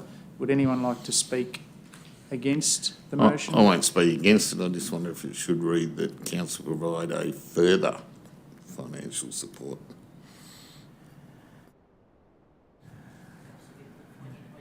It is described as additional 4,000, yes. Councillor requested to consider an additional 4,000. If the mover's happy with that.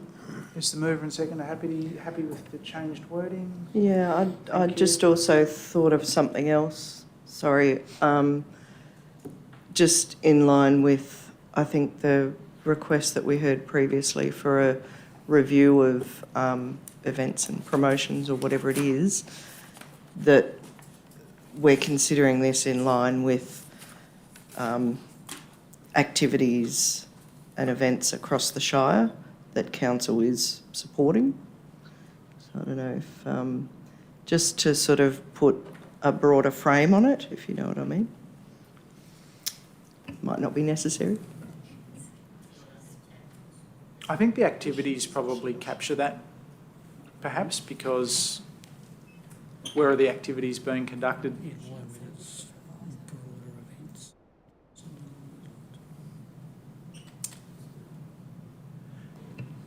Are you proposing some new words? Okay. All right, in that case, without further ado, I'll put it to the vote. Those in favour of the motion as indicated, that is carried unanimously. Thank you, and we'll invite councillors Rodder and Beaumont to return.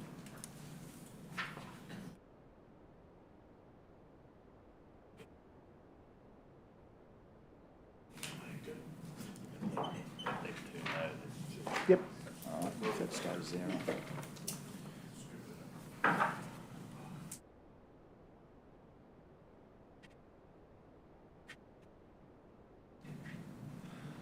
Welcome back, Councillor Beaumont, Councillor Rodder. Sorry, Gail, if I could just go back to that amended item momentarily. I'll just update you both that the council resolution was amended to that council provide further support of $4,000 to the Wentworth Regional Community Project Association, Inc., and that council wishes to review the costs and activities involved in this event and in the future. So that is what's been carried. Okay, item 9.4, Milk and Gay Road closure. Thank you, Councillor Elstone, seconded by Councillor Crisp. Open for discussion. Are there any questions? I might be showing my lack of knowledge or ignorance here, but is this to do with a closure of an unused road? Is that the case? Yeah, it's a paper crown road, which is not where the actual formed road is, so we're closing the paper road and opening up on the formed road. All those in favour? Thank you, that's carried unanimously. Item 9.5, the monthly finance report for November 2023. Is there a mover? Thank you, Councillor Elstone. Seconded, Councillor Nichols. Open for discussion. There being none, those in favour of noting the report, that is carried unanimously. Thank you. Item 9.6, the monthly investment report for November 2023. Moved Councillor Nichols, seconded Councillor Rodder. Open for discussion. Is there any discussion? Probably the only discussion I'd like to make is that it's good to see in 12 months how this has turned around. Yes. Councillor McAllister, did you have a question? Oh, I kind of did and then I didn't, and look, I might as well, seeing as how I've got the thing on. I'm just interested, there seems to be an increase in investment year on year. Is that, am I reading that trend correctly? Yes, you are. There's we are holding a substantial amount of cash that governments in their wisdom have decided to either pay us fully in advance for grants and projects that we're doing, or they've given us substantial amount of the funding in advance. So obviously then as we go through and deliver the project, we then draw down on those amounts, but it then gives us the opportunity to invest those amounts for a period of time and then call back in other investments as they mature, and as Councillor Nichols says, allows us and gives us a little bit of additional investment interest at a significantly better rate than the cash rate of 0.1 that we were getting about 18 months ago. Thank you for that response. With no further questions, I move that we receive the report. Sorry, I ask for those in favour, and that is carried unanimously. Thank you, councillors. Item 9.7, Code of Conduct Complaint Statistics. That is very efficient, Councillor Elstone. Seconded, Councillor Rodder. Open for discussion. Councillor Rodder. If I may, Mr Mayor, in regards to the Code of Conduct complaints, does that include all staff and councillors? Yeah. Okay. So a Code of Conduct complaint would generally go to who if it was to be received? Sorry, it depends on who the code of conduct complaint's about, but in most cases, they would usually go to the general manager, and then he assigns them to me as the complaints coordinator, and then we determine who the best person is to investigate the complaint. If it's a complaint about the general manager, then it goes to the mayor, and then the process goes from there. Has there ever been a complaint made? Yeah, previous council. Yep. Thank you. Councillor Beaumont? It's great that there's no complaints, but I guess I'm just a bit intrigued as to what actually constitutes a complaint. How do we define a complaint? And does this include complaints that might come from the public? Complaints are written formal, which requires investigation and process for deliberation and action accordingly. So if it doesn't come in writing and talks about the code of conduct breach, well, it doesn't happen. So it's not necessarily, wouldn't necessarily include a complaint about the state of a road, for instance, or lack of maintenance of... No, it's a code of conduct against the person. me as an action that I've undertaken, or one of you, or one of my team. Yeah. Thank you. Okay, all in favour? Thanks, that's carried unanimously. Item 9.8, the annual report. Can I have a mover? Councillor McAllister, seconded Councillor Beaumont. Open for discussion. All in favour that we receive, note the completion of the annual report. That's unanimous. Thank you.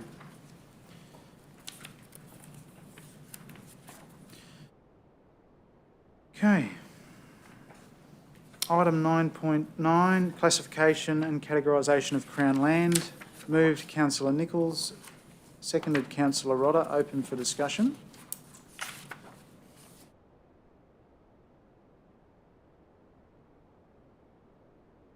All in favour of the recommendation as printed?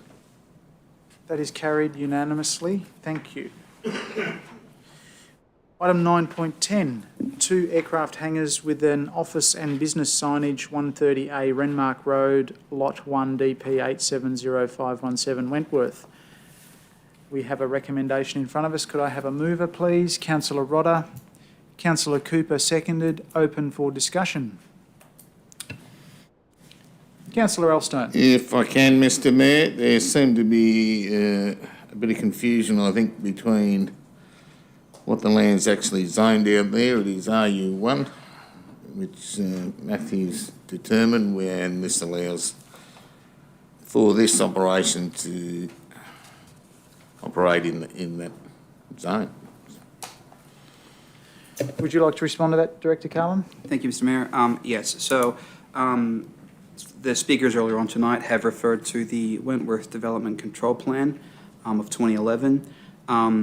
There's a level of terminology in there that refers to rural residential. If you note on the assessing officer's report on page, I think it's 176 or thereabouts, it does actually address the fact that that terminology refers to a rating system that council uses to provide whatever rates we're going to charge that land, but it doesn't relate to or constrain or fetter the use of the land under the RU1 primary reduction zone, which also is in the Wentworth Development Control Plan as well under that particular chapter. So the Development Control Plan, while it does reference rural residential, it is zoned RU1 primary reduction, and this type of activity is permissible with consent as per the officer's assessment report. Thank you, Director. Councillor Rodder. If I may, Mr Mayor, so the DCP for the original development did state that it was marketed as residential, and I understand that the RU1 does permit that type of activity to be undertaken in that zone. However, as a councillor who has been here a relatively short amount of time, 2011 and when that proposal started, I believe was in 2009, there's been a lot of complexity around those issues, so which have been ongoing for a significant amount of time. I don't feel that I have the depth of knowledge required to make a decision based on the proposal put before us to, and I would appreciate the opportunity to have a workshop for councillors, particularly those who haven't been here since 2011, to get a better handle on what the development of the airport precinct. Thank you, councillor. Who's next? Councillor McAllister, then Councillor Beaumont. Thank you. I just wanted to make a point. I think Mrs. Smith has left, unfortunately, but just a little wafting into personal experience. I live in Paradise. Since I moved in some 10 years ago, I've had sheds of increasing size built all around me. The level of operation that occurs in those sheds, you could potentially say may well be commercial activity. I live in a residential area in a tiny little village, and the serenity that I had is intermittently but all too frequently disrupted by neighbours making noise. But I think that's what happens when we live in Paradise. Other people want to join in and opportunities become apparent, and I don't think this council can say how people should use the land that they have, right to quiet enjoyment of and to develop and promote and use in the way that they would like to use. So while I sympathise with the people who feel like the paradise that they have had is going to change, I also consider for myself that the benefit to the broader community outweighs, unfortunately, the little guy in this matter. Thank you. Thanks, councillor. Councillor Beaumont. Thanks, Mr Mayor. My comments are a statement, I guess, more than a question. We've heard some very emotional and passionate pleas tonight from our presenters in relation to their homes and their lifestyle. They have firmly been in the belief that they've purchased into or bought into an aviator lifestyle residential area, and that has maybe undergoing significant change if this DA is approved. However, I think that the lifestyle aspect of that development out there has possibly been compromised before this evening, in that there appears to be at least one, if not two, commercial entities out there now, which perhaps present a precedent. But I guess over and above all of that, my comment is that I feel that way back when this lifestyle residential area was being proposed at the airport, that perhaps as a Shire we needed to give more thought to future planning and development, and that perhaps an example has been set at Narrabri, as expressed by one of our presenters, may have been a better representation for Wentworth, in that we had specific areas for residential private aviators to build and develop their homes, as opposed to a commercial precinct. So if you had two separate precincts, that opportunity would appear to have gone, unfortunately. But so that's a comment. I think I feel for the people that obviously have some objection to this development, but as our Director of Planning has pointed out, it's a pretty clear case of approval against a the LEP and zoning requirements of the day. Thanks for your contribution, councillor. Is there any more discussion? If not, we have a recommendation. I'll ask those who are in favour of the recommendation to vote accordingly. Those in favour? Those against? Councillor Rodder, thank you. That will be noted. Point of order, Mr Mayor, if I can you, or more a question, can you actually move it and then vote against it? No, I move to open the discussion. Move the motion. For all my movement of the motion, I actually don't want to vote against it. I would prefer to abstain. If I abstain, that's recorded as a negative vote. That is correct. You can't not vote. So a non-vote will be recorded as a vote against. In that case, I'll seek a mover for the motion. Councillor McAllister, seconded Councillor Cooper. I'll ask those in favour of the motion. Those against?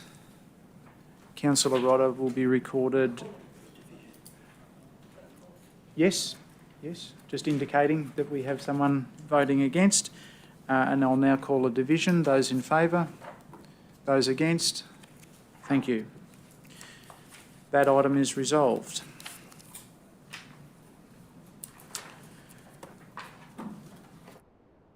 Item 9.11, swimming pool with safety barrier at Wentworth, Lot 58, DP 756994 Wentworth. Could I have a mover, please? Councillor Elstone? I would like to move an amendment. Okay.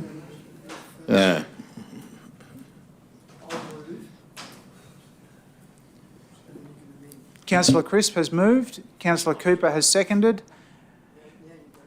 Councillor Elstone, would you like to move an amendment? I'll get it the right order eventually.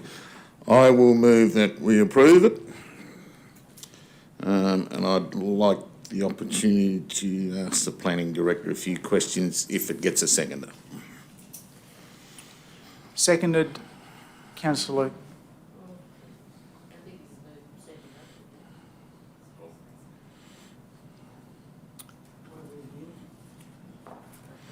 I'm amending the motion to we approve the application.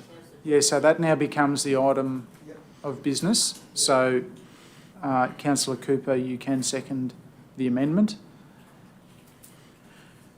Would you like to speak to the amendment, Councillor Elstone? I would, and in particular I have a few questions. In relation to the LEP and 5.21 in relation to flood planning, I think just from the lay of the land, I mean, we all saw it this time last year. We know it, along with plenty of other areas, how to swim. I don't see anything in 521 that convinces me that it shouldn't go there. So comment on that one if you like.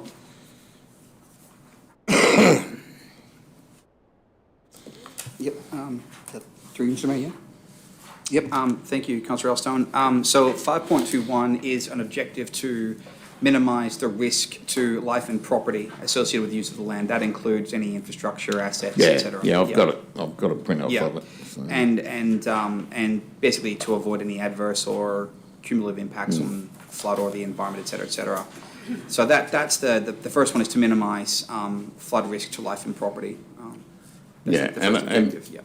You know, I can't see this particular swimming pool causing any further risk to any other property in terms of floodwaters or a risk to life in that case.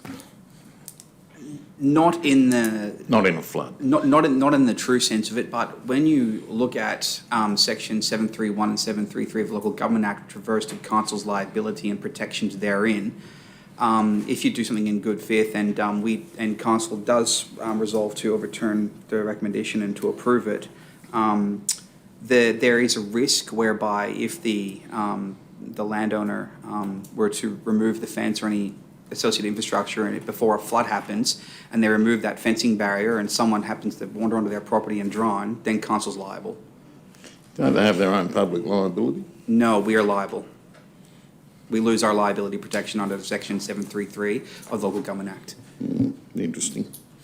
Okay, I think one of the things that was a benefit to me was the on-site inspection on the 1st of December. And I guess one of the things that would worry me if it was on a bank that sort of went over and, was a steep drop, I'd have some concerns. But in this case, it's a very flat sort of taper down to the pool level. I have no issue at all with what digging it and installing it. It's not going to won't have an issue or an impact on the riverbank. 7.1 you mentioned is the earthworks, so I guess that's what I'm saying there. 7.4, I'll ask you to just perhaps enlighten me on the terrestrial biodiversity, because again, it says before determining a development application, the consent authority must consider, and I don't really see anything there that we couldn't consider. Yeah, so in relation to 7.4 and terrestrial biodiversity, that's just about protecting native flora and fauna, and that setback that's specified in the LEP was there to protect any native flora and fauna environments or natural habitats. I realise that. I realise that, and I do understand that. But the reality is, a lot of those riverfront places, there's no flora or fauna because everyone's cleaned them up and got grass down there. Established lawn. Yeah. 7.5, I guess, is a bit similar with the wetlands issues. Again, well, yes, but there could be the potential for migratory species as well. So just a potential. I mean, very minimal, but a potential obvious, still. but I mean, there's a lot of country out there that hasn't got any development on. But those black swans and everything we saw this time last year went to. So then 7.6, just to comment on development on the riverfront areas in 7.62 Part E, which says that we may approve or grant development consent, walking trails, cycleways, picnic facilities, recreation facilities and recreation facilities outdoors. Would a swimming pool come into that? It doesn't fit in the definition under the LEP. I actually didn't look that one up.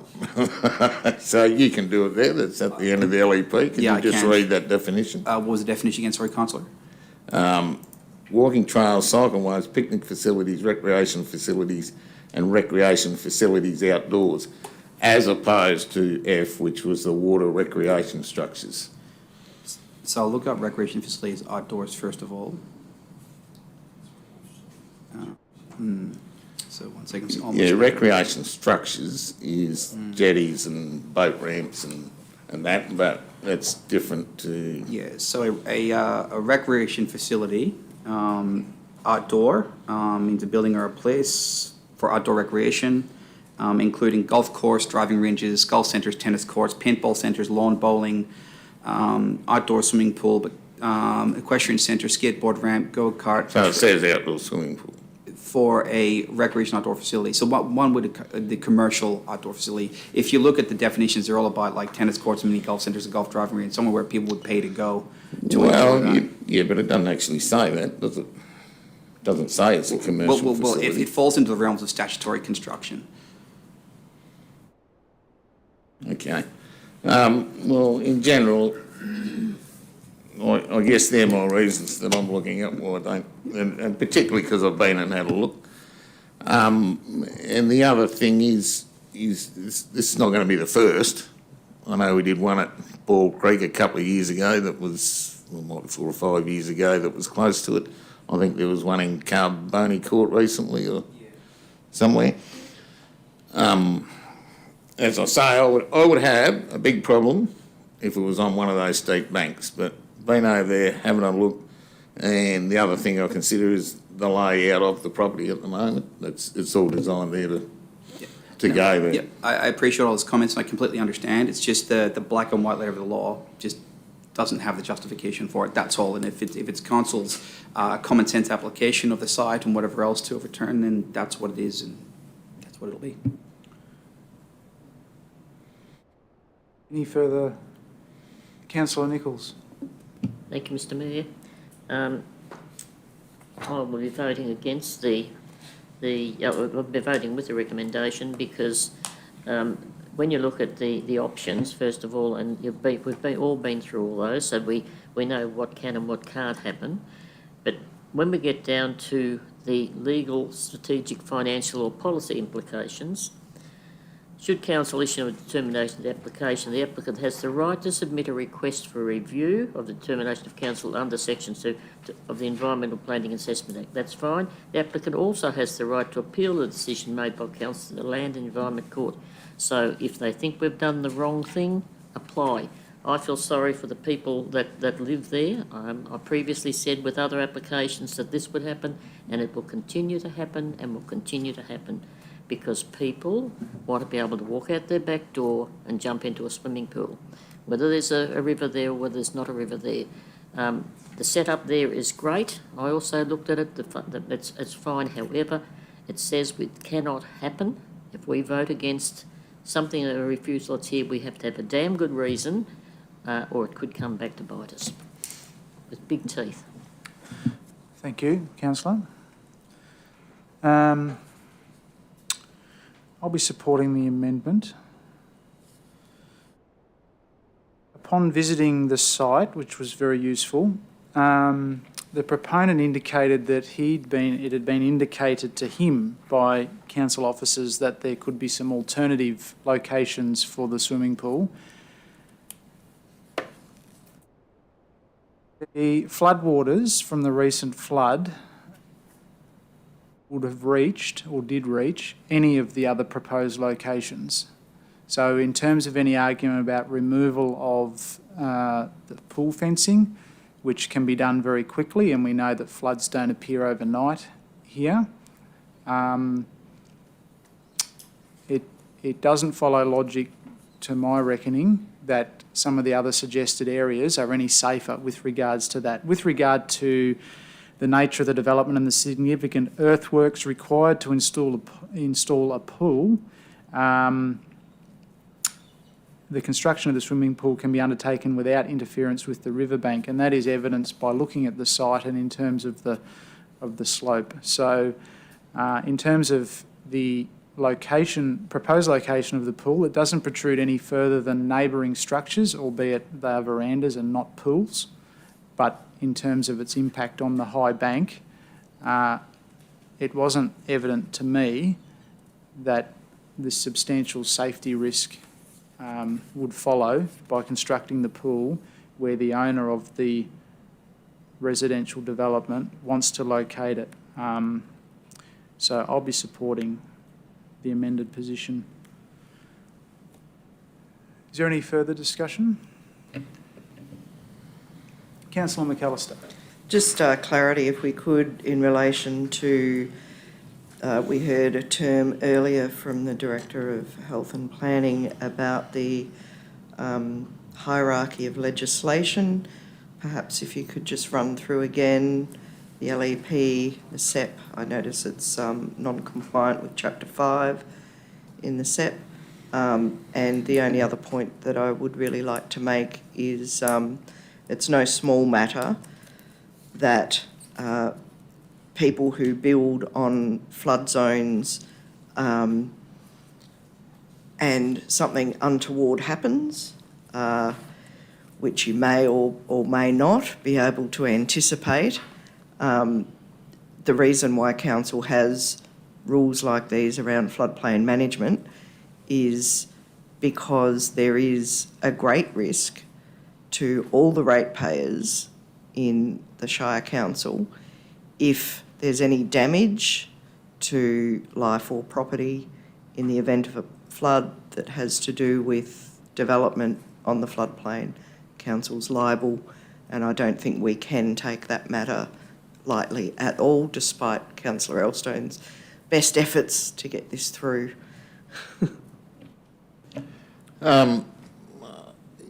Yeah, well, I will disagree just on the basis. I have a question. I had an argument with the then planning director in 2013 when I put a pool in at home. He now sits over there. So I've got a similar site. I've got it well fenced, well secured. Nobody could fall in it. But they can walk 50 yards down the bank and fall in the river. Whose problem's that? If the pool is going to lob back on council if I pull the fence out, whose problem is the river? I have no idea, but I'd assume there'll be, because it's Crown waterways, I'd assume the state would be. Not my public liability if somebody fell in at my riverfront. It could be contributory negligence, I don't know.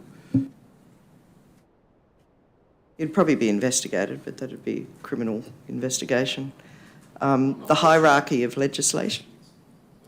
Thank you, Councillor Callister. So in the hierarchy of legislation, yes, the LEP, the Local Environmental Plan, is a state-based piece of legislation that applies specifically to the Wentworth Shire Council. But in saying that, every single Shire Council in New South Wales has a dedicated local environmental plan that's been gazetted onto the New South Wales government website. In the hierarchy of legislation, the SEP stands above or sits above the LEP because it provides greater guidance and controls that the state government want to impose rather than local government. And the SEPs override the LEP in any circumstance. And that's the hierarchy of legislation. Councillor Rodder. Thank you, Mr Mayor. So I didn't have the opportunity to go and look at the property, so all I can go by is what the information that's provided in the assessment report. So my question is in regards to if we were to go with the recommendation, does the person proposing to put the swimming pool there have the opportunity to go above council and apply to have that decision overturned? Yes, they have. Yep. So that would be much less risk to council than it would be for us to overturn the recommendation and give permission for the pool to be installed. I think about on the road out of town, there's a house there that was approved by council to be developed in a floodway with the garage doors to open in the case of high water. So that was permissible at the time by council. However, that property does not belong to that landholder anymore. And so in the most recent flood, the current landholder was created challenges for adjacent neighbours by trying to stop the floodwaters coming in there. So that might be okay to approve this application for that person, but that person is not the person who's going to be there forever. And I think that there is a risk to council by overturning the recommendation against statutory regulations. Thank you. I have a question. Given the applicant was invited to apply for consideration under the 4.6 variation, how do the other proposed locations on the site differ or are any safer than where the applicant wants to install the swimming pool? Well, for one thing, it's all to do with the 30-metre setback and the 4.6. The 4.6 variation refers to the 30-metre setback and the incompatibility with the SEP. If they had decided to push the pool back either next to the side of the house or further back toward the roadside on the property, there wouldn't have been an issue. That would have been it. On what basis? On the basis that within the 30 metres. No, they wouldn't have been. That they would have been well passable. That would have been increased the distance from the setback. So right here, right now, they're within like 1 point something meters of the setback. You need a minimum 30 meters from that. So some of the other locations indicated by the proponent in discussions with council officers were mere single-digit metres away from where they want to put the pool. Well, Is that correct? no, because the discussions that both myself and my officer of the day, we actually went out to site and met with the applicant on a number of times. And just for a bit of historical knowledge, the applicant actually did first of all put the development application in for the house and the shed and the swimming pool all in one, with the pool where it is. So we advised him to remove the pool from the application because it's unlikely to get approved due to its proximity to the river. He did that on the proviso that he could lodge an application for a swimming pool down the track. We said, you certainly can. He said, I want to put it here, and we said, you need to lodge a 4.6 variation, but there's no guarantee that that'll happen. There's even an email to that effect in our record system. Okay, because the applicant has a different or an alternate version of the events that led to removing that from the initial plan. So, it doesn't align with that. No, I understand that. And when we had the site meeting that time, the applicant was asserting the fact that council forced him to put a septic tank in a certain area and the swimming pool in a certain area, and that's certainly not the case. So when someone lodges an application, as I've mentioned before with the aerodrome one, council can't force someone to put something somewhere. All we can do is we receive an application based on where they want to put something on the site, and we base that on, and we assess that based on what the applicant wants. We don't specify where people put things unless it has to be conditions, it has to be set back or offset by so many meters per the different rules and regulations that apply. Otherwise, it's up to them how they want to place things on their land. Was it indicated to the applicant that it would be possible to locate the swimming pool approximately where it's sitting at the moment, and that would be appropriate? Never. It was always indicated to the applicant if they want to put the swimming pool there, they would have to lodge a 4.6 variation application, and that there'd be no guarantee that we get approval. So it's currently sitting to the side of the house, and you indicated before that if it was beside the house or behind the house, it would be okay. So which different beside the house would have been okay? Next to the building envelope of the footprint of the curtilage of the dwelling itself. Which it is currently located against. But it's not. It's in front of the house, toward the riverfront. So you're quoting a 30-metre setback, Yeah. and the difference between where they want to put the pool and where the pool could have been okay is mere metres. It's not... Yes, because then the variation would have been greater and you could have approved the variation. But because of the proximity to the high bank of the river, despite the observations of council of the day and the low bank and the minimal flora and fauna, that the letter of the law is the letter of the law. And that's what we go on. Yes, and the safety aspects, it's actually far less safe to the side of the house than in front of the house, where it's designed to have full visibility from the house and the users of the recreational structure, in this case being a swimming pool on a residential property. Well, for swimming pool regulations, you don't need to have full visibility. But it makes it safer. Not necessarily. I have to disagree on that point. I'm sorry, Mr. Mayor. Any further discussion? I guess to me, the extent of the variation being 96% is just extraordinary, and I think that I guess I can ask the question of Mr. Carlin to approve that DA with a variation of that significance. Does that set a dangerous precedent going forward? It's an alarming variation, given that there is potentially an alternative site, and the matter of pool safety is somewhat not an issue, in that the building of the security fences and that sort of thing covers legislation in relation to pool safety. So I guess it's a comment more than anything, but I just wonder about the significance of the variation and whether that does set a dangerous precedent. No, it doesn't set a precedent, because every DA that comes in is based on its own merits and its own site application. So it doesn't hold council accountable to, well, you approved this on site A, you now need to approve it on site B in this area. It doesn't set a precedent, no. Thank you. I think what's extraordinary is indicating to applicants that there's a path forward, and then where they can achieve their development goals and the substantial investments they're making to property, and then it becomes a mirage. Mr Mayor, if I can, they do have the ability, if this is refused, they've got the ability to go, and council's decision can then be tested. If we've made the wrong mistake or the government agrees with them, they'll get their pool. And we won't be at fault.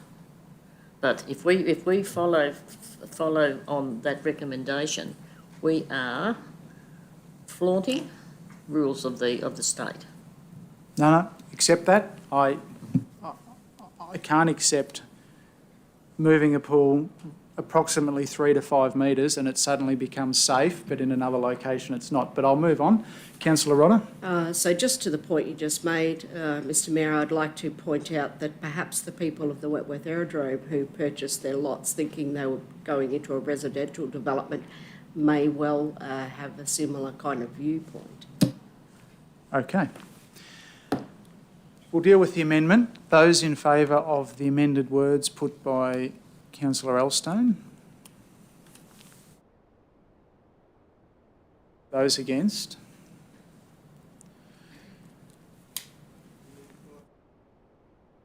There being an equality of votes, I will exercise a casting vote and I will be consistent with my initial vote and I will vote in favour. I'll now call a division. Those in favour? Those against? Sorry, just a point of order. The amendment needs to be put as the motion and then voted on. Yes, indeed. Thank you, Councillor McAllister. I'll now put the motion. Those in favour? Those against? There being an equality of votes, I will exercise a casting vote and I will vote consistent with my initial vote. That is in favour. The motion is carried. I'll call for a division. Those in favour? Those against? Thank you. All votes are recorded. Councillor Nichols. Okay, thank you. Councillors, item 9.12. Private roadside signs adjacent to 514 Silver City Highway. Could I have a mover? Councillor Rodder. Councillor Beaumont, open for discussion. Councillor Crisp. I think the signs are very useful for dealing with a major industrial site. Is there any options where that can be, that the company can, we can advise the company on how to convey that information in a way that gets around some of these difficulties? Because I know we have to refuse it, but I just think I know the site, and I think the signs would enhance both the safety and accessibility of the site. So can we offer advice to the proponent on how to get around this? We already have, Councillor Chris, based on the advice given to us by Transport for New South Wales. They provided advice, we gave that to them, and they lodged another application similar to what they had, and Transport still said no, it didn't grant concurrent. So it's very clear that the applicant wants the road signs where they are, where they've indicated, and they don't want to move them anywhere else. Unfortunately, yeah. Thanks, Director. Councillor Elstone. Just going to make a comment that these are a problem on the roadsides, and I support Councillor Crisp's comments 100%. But we saw the problem over here at the hospital and the exit to that, entrance to that when we wanted. We didn't want, but when it was proposed to put a heap of different, motel signs and whatever else out over there, and we just kept hitting a brick wall with Transport New South, and this is the same case, I'm assuming. Thanks, Councillor. Any further discussion? Councillor Rodder. Perhaps the situation will be aided when we have a roads and transports officer. Thank you. Any further discussion? Okay, I'll put the motion. Those in favour of the refusal as indicated? That is carried unanimously. I'll call a division. Those in favour? Also unanimous. Thank you.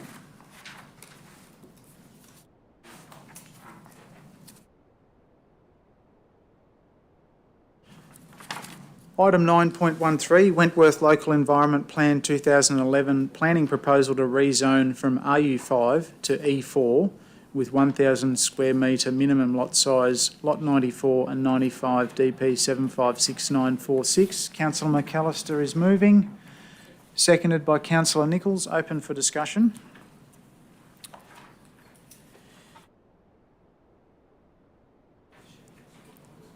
Is there any discussion? Councillor Elstone? Yeah, just a question generally. Matthew, going from a village zone to the environmental zone, and perhaps I should have a harder read, but any particular reason? The E4 is no longer an environmental zone. It's now a general industrial zone. Thank you, and that's probably written in here. Thank you. Those, any further discussion? Yeah, sorry, I was just going to say there's been a power of work done on this, and just driving through there today and having a look at the extended development that's happening around there, I'm particularly impressed with the delineation between the zones and the use of the Crown land.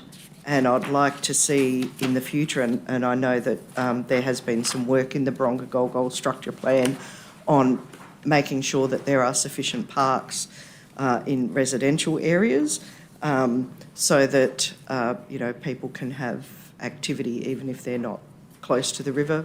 In Golgol in particular and Baronga, we're sort of limited as to the amount of riverfront access that's available, so making sure that developments have parks and the use of the Crown land to separate the industrial zone from the village, I think is really clever.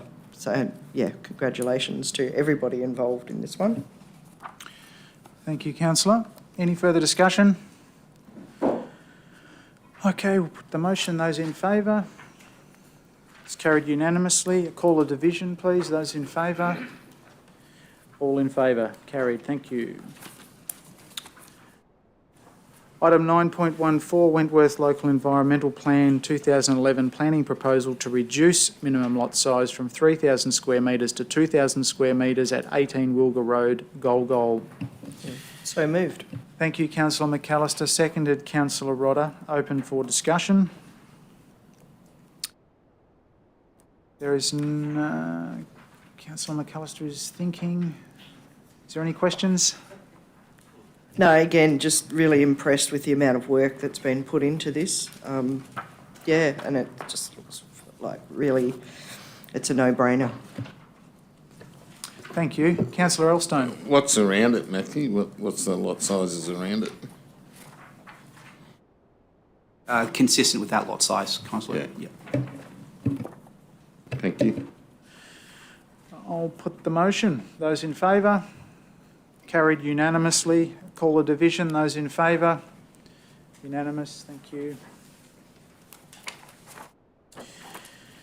Item 9.15, our favourite, project works update for December 2023. Moved Councillor Elstone, seconded Councillor Crisp, and open for discussion. Councillor Nichols. Mr Mayor, Arumpa Road, early December, finished?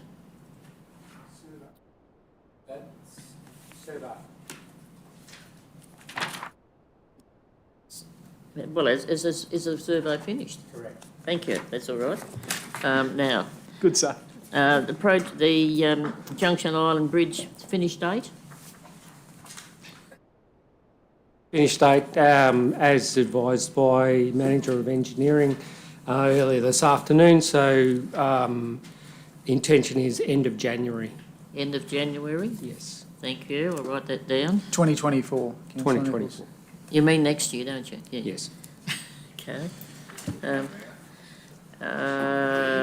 Well, I've got the Willow Bend Caravan Park. Everything in there's late. I just want, we've had a discussion on it earlier where they're telling us it's all going to be finished on time.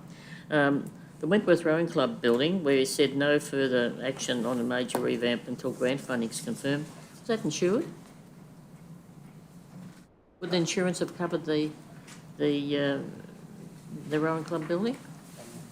Might defer to the Director of Finance.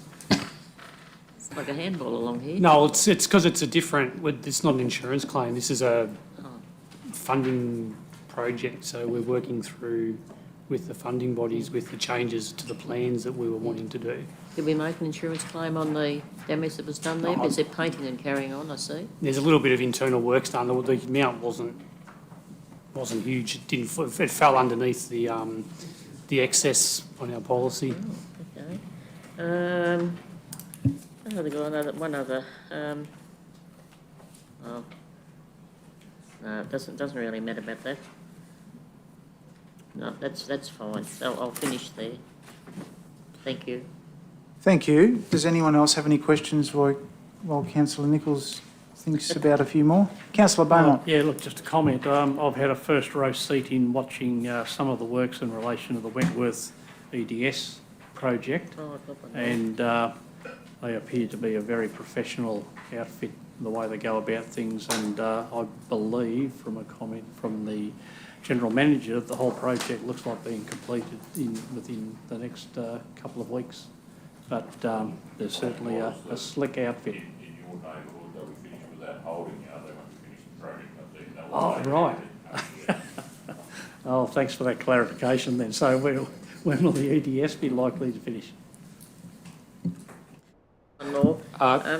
So I might have to just take that question on notice. There's a couple of minor amendments and changes that are happening today and tomorrow, but I might come back to you with a definite date for completion. Certainly watching most of the components came in as complete units, and they were just lifting with crane off trucks and floating and towing the various parts upstream. It was quite impressive to watch. Thanks, Councillor Beaumont. Councillor My final Nichols. one was that Beverley Street, the sewer repair down here on the corner, repaired the filtered water main damaged by the works. What was the damage? What did the damage involve, and how much extra cost is going to be associated with those repairs? The damage was the water main was hit by the excavator. But the reason that it happened was the water main was not in the location as indicated on the plans, and was actually right beside the sewer pit. No, we did not. It was easily capped off. It was a ring main, so we still were able to maintain water to heat the areas, and it was repaired once the backfill operation had been completed. So minor repair works probably in the nature of a couple of $100 to repair. Thanks, Councillor Nichols. Anything further? Councillor McAllister. Go on over here. Yes, please, in relation to Arumpo Road, I'm looking at page 350, the applications for 4 new gravel pits, just a ballpark on the approval timeline, if you've got an idea. It would be expecting that the approvals, that's been underway for some time, the applications and all the associated work for the licensing there. With the expectation that would be in place by April, May, prior to construction of the road and the earthworks. So just, if I may, a follow-up on that. Is it likely that 25 kilometres, I think it is, could potentially be complete before the next rainy season or not likely? Sorry, I've just seen December here and thrown myself. Given the nature of the rainy season has, no, I would seriously doubt that that would be the case. I think we're sort of would be the expectation is going to be a very similar construction timeline to the length that it took for the Pooncarry Road construction. So there's probably a good 6 to 7 month construction time associated with that project. Thank you. Thanks, councillor. Apparently we're not getting a rainy season this year or next year, according to the bomb. Councillor Elstone. Yes, the Director of Roads and Engineering, Pink Lakes. Will we get there at some stage? Yeah, we had recently had a follow-up meeting with Western Murray Irrigation with regards to their letter of support and follow-up, which that was positive. They were all no problems with regards to that, and we're proceeding down the path of the licensing or acquisition. I'm not quite sure with the terminology for the land tenure, but that is happening at the moment in parallel with the design and the tendering components. So the expectation is that on the feedback, that there's no native title or anything associated with the land, which does tend to make that process a little bit easier somewhat. So the expectation is that that's continuing down, and we will have that in place for the disposal of stormwater into that area. Thank you. Thank you. Yeah, just with your indulgence, perhaps you, with my rather rough language, perhaps you should change the word I said to faeces. Due to the fact that the microphone light wasn't on, I don't think the language, good, bad or otherwise, was captured, Deputy Mayor. But thank you. Anything further? Okay, those in favour of accepting the report, that is carried unanimously. Thank you. Item 10, notices of motion or questions with notice. Councillor Beaumont. Okay. A couple of months ago, we had some discussion around advisory meetings, and the outcome was that we did not continue with advisory meetings at that point. I just feel that, well, particularly given the experience tonight where we started the pre-meeting, and certainly a large portion of the time was taken up with conversation and information sharing around various projects and things that were happening around the Shire, and certainly I got the opportunity to ask questions on numerous matters, I think, that were not related to tonight's agenda. I think it demonstrates that there is a need for advisory meetings.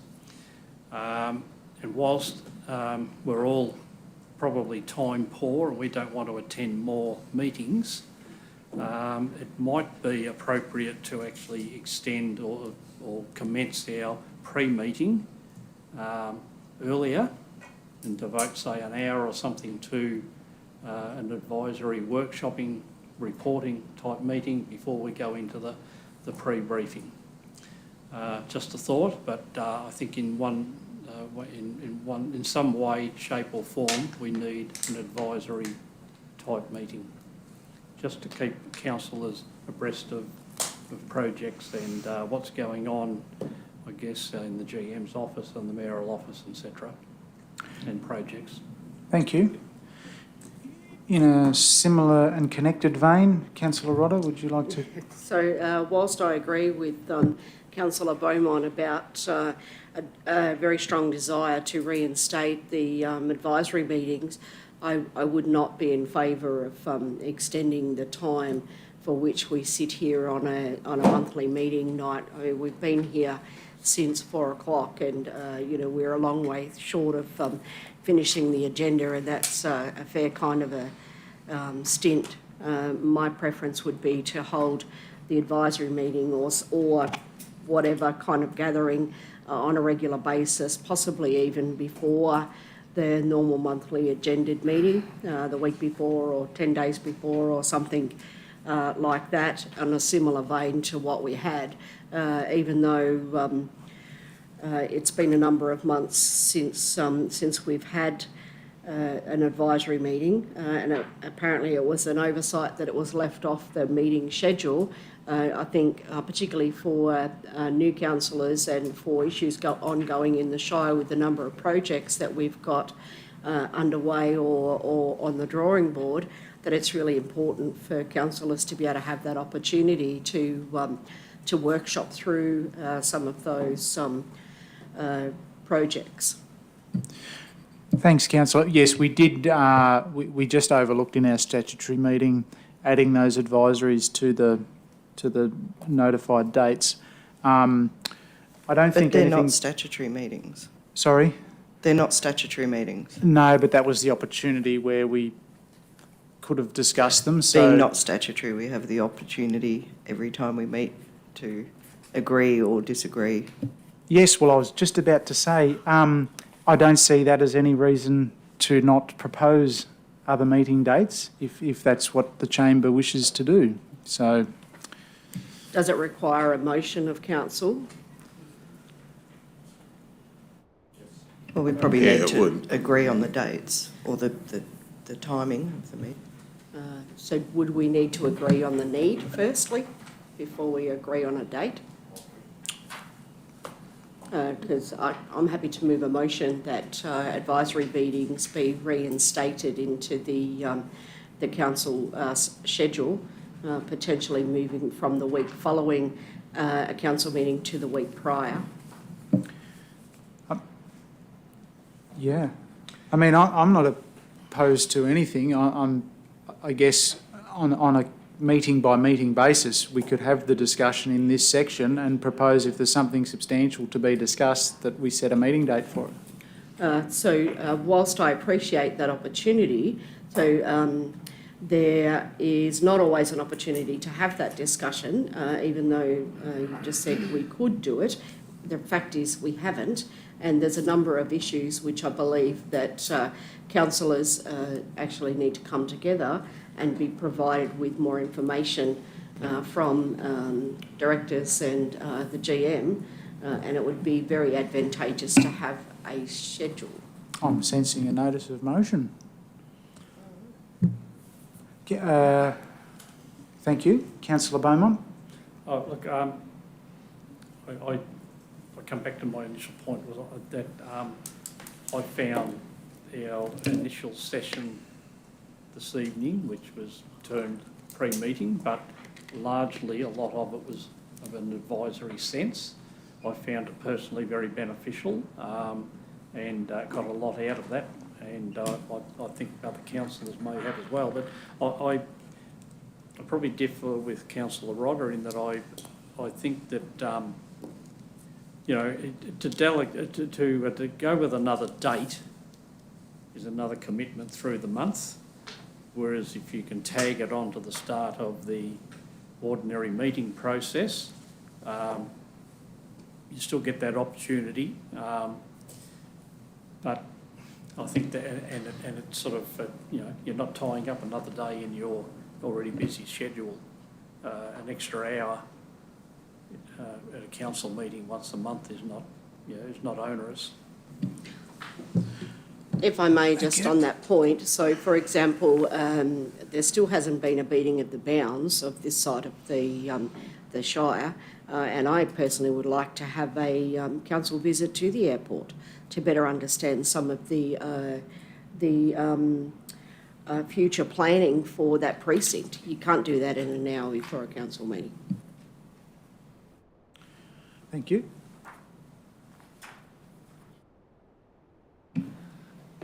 Councillor Nichols.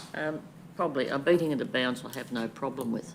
However, as councillors, we need to be very, very careful that we don't come under operational matters, because operational matters have nothing to do with councillors.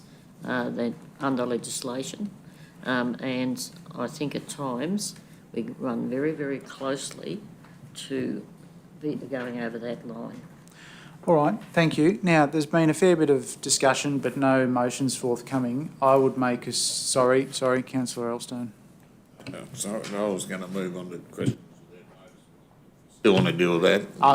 Just to say that how about over the break, everybody who's so interested, put together a list of topics that they feel needs an advisory meeting with some proposed dates, and we can discuss it at our next meeting. Otherwise, we may be just going around in circles tonight. We haven't identified a topic or a date. So that's just a thought. Councillor Beaumont? Yeah, the topics don't necessarily have to come from councillors. They can come from the GM, Director Finance, Director Health and Planning, yourself, you know. Feedback two ways. It's not about councillors having to ask questions. It's about that communication in an advisory capacity. Yep. It's difficult. Okay, so, I mean, it's a bit like you can't ask questions about things you don't know anything about. All right, well, someone please propose what you would like, and if that's a 4:30 meeting, you know... Look, if councillors need time to think about it over over Christmas, so be it. But, I mean, that's my sentiment. I think that we do need them. There is a place for advisory meetings. You know, if we need to think about it over Christmas, so be it. I'm not in any disagreement. There's no motion in front of us, so... Don't take a motion. It's outside the business. Get a notice of motion later on. We'll get a notice of motion later on. Have a think about it over Christmas. Mr Mayor, if I can, we effectively have 7 more meetings that we can make decisions at. And we're really grasping at straws at this stage, because we can't make decisions in the last couple of months of council. We'll be up for election, and really, for that short amount of time, yeah. Thank you. All right, Councillor Elstone, we might move on to questions with notice. I brought up, I don't know if it was last meeting, the meeting before, but those riverfront parcels that Matthew informed us that the ones in particular I spoke about at Darling View, there was one that didn't want to be party of it. So that puts the whole lot out at the Minister's direction. No. So that one, I actually double-checked that one. It was a different one I was thinking of. And that one is currently with Maloney Anderson Legal for review.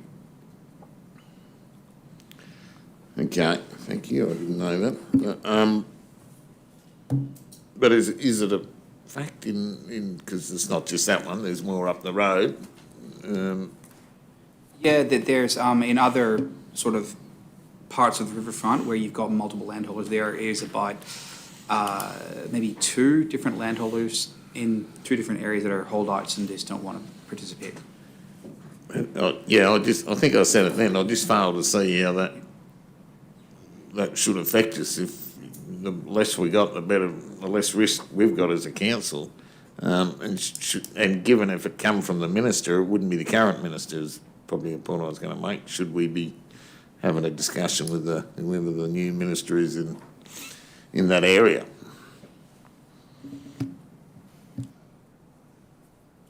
Well, any discussions with the minister has to come from the council, not from me. I mean, I can draft documents through the GM's office and things like that, but that decision has to come from the chambers. I can't make that call. GM got an opinion? Probably need to refer back to the previous minister's delegation to us. I mean, for me, I would have thought that the subdivision can happen in association with the consolidation back into it, but I guess if it was positioned from an end of one and through to it, I guess you would sort of run with that. Like a lot of those river frontages is, 100 metres. So if you got half a dozen array, you got 600 metres. So if you got one, 300, 2 or 3, number 2 or 3 in the line decides they don't want it, why should that affect the others? Because it still gets rid of those from a liability point of view for us, and you're lumbered with one.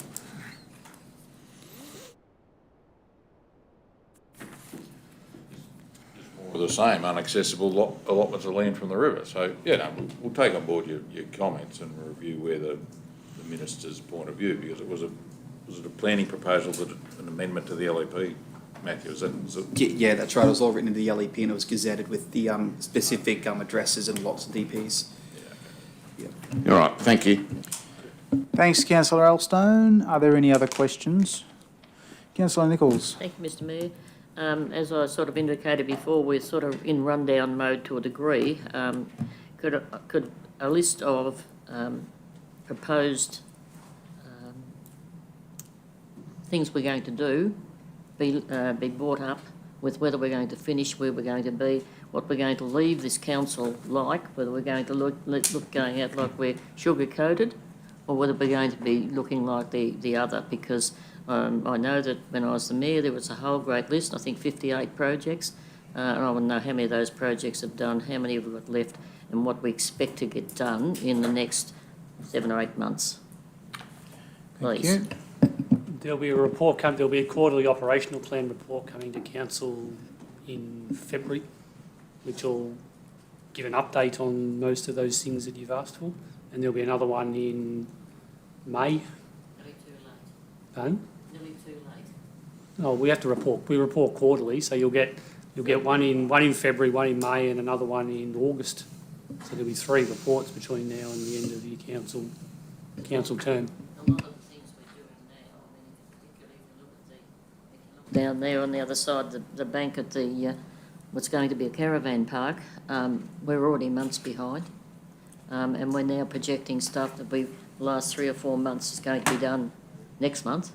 So that's three or 4 months behind, and I'm certain there are other projects out there that we're a long, long way behind, and would be nice to think would be finished before September.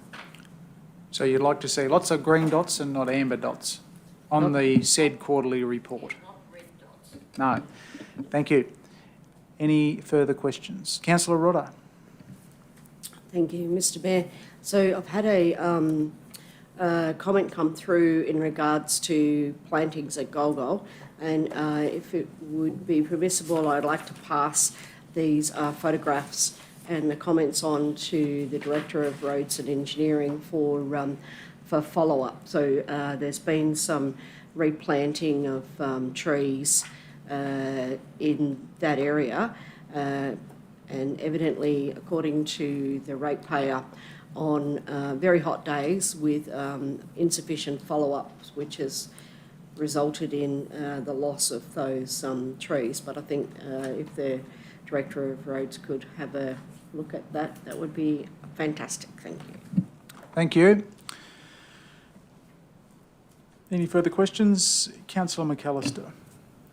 I'm sure everybody's aware that new laws have come into effect conferring a positive duty on employers to take positive action to prevent sexual harassment in the workplace, and therefore I would consider such positive action may well include Council's staff pulse questionnaire that we've been discussing for a little while, perhaps including a question asking whether staff have experienced or witnessed sexual harassment in the workplace in the last 12 months and in the last 6 months.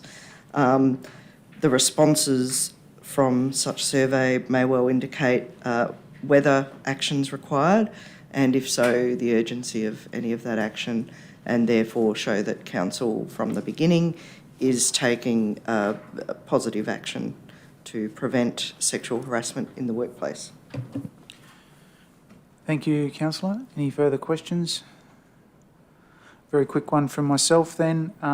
We've recently discussed the issue of lighting on the shared paths at Golgol, and I think that's an issue we'll need to revisit in terms of bollards with sensor lighting or so forth, and along through the connection up to Midway. It seems to be a topic of conversation, which we'll investigate in due course. That's a question, sorry, not a statement. Okay, would someone care to move us into confidential business, please? I'll move that Council adjourns into closed session, the recording of the meeting be suspended, members of the press and public be excluded from the closed session, and that access to the correspondence and reports relating to the items considered during the course of the closed session be withheld unless declassified by a separate resolution. The reason for this, under section 10A2 of the Local Government Act,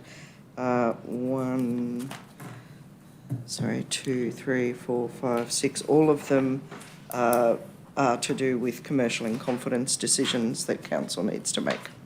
Thank you. Is that seconded? Councillor Rodder, all in favour? Thank you.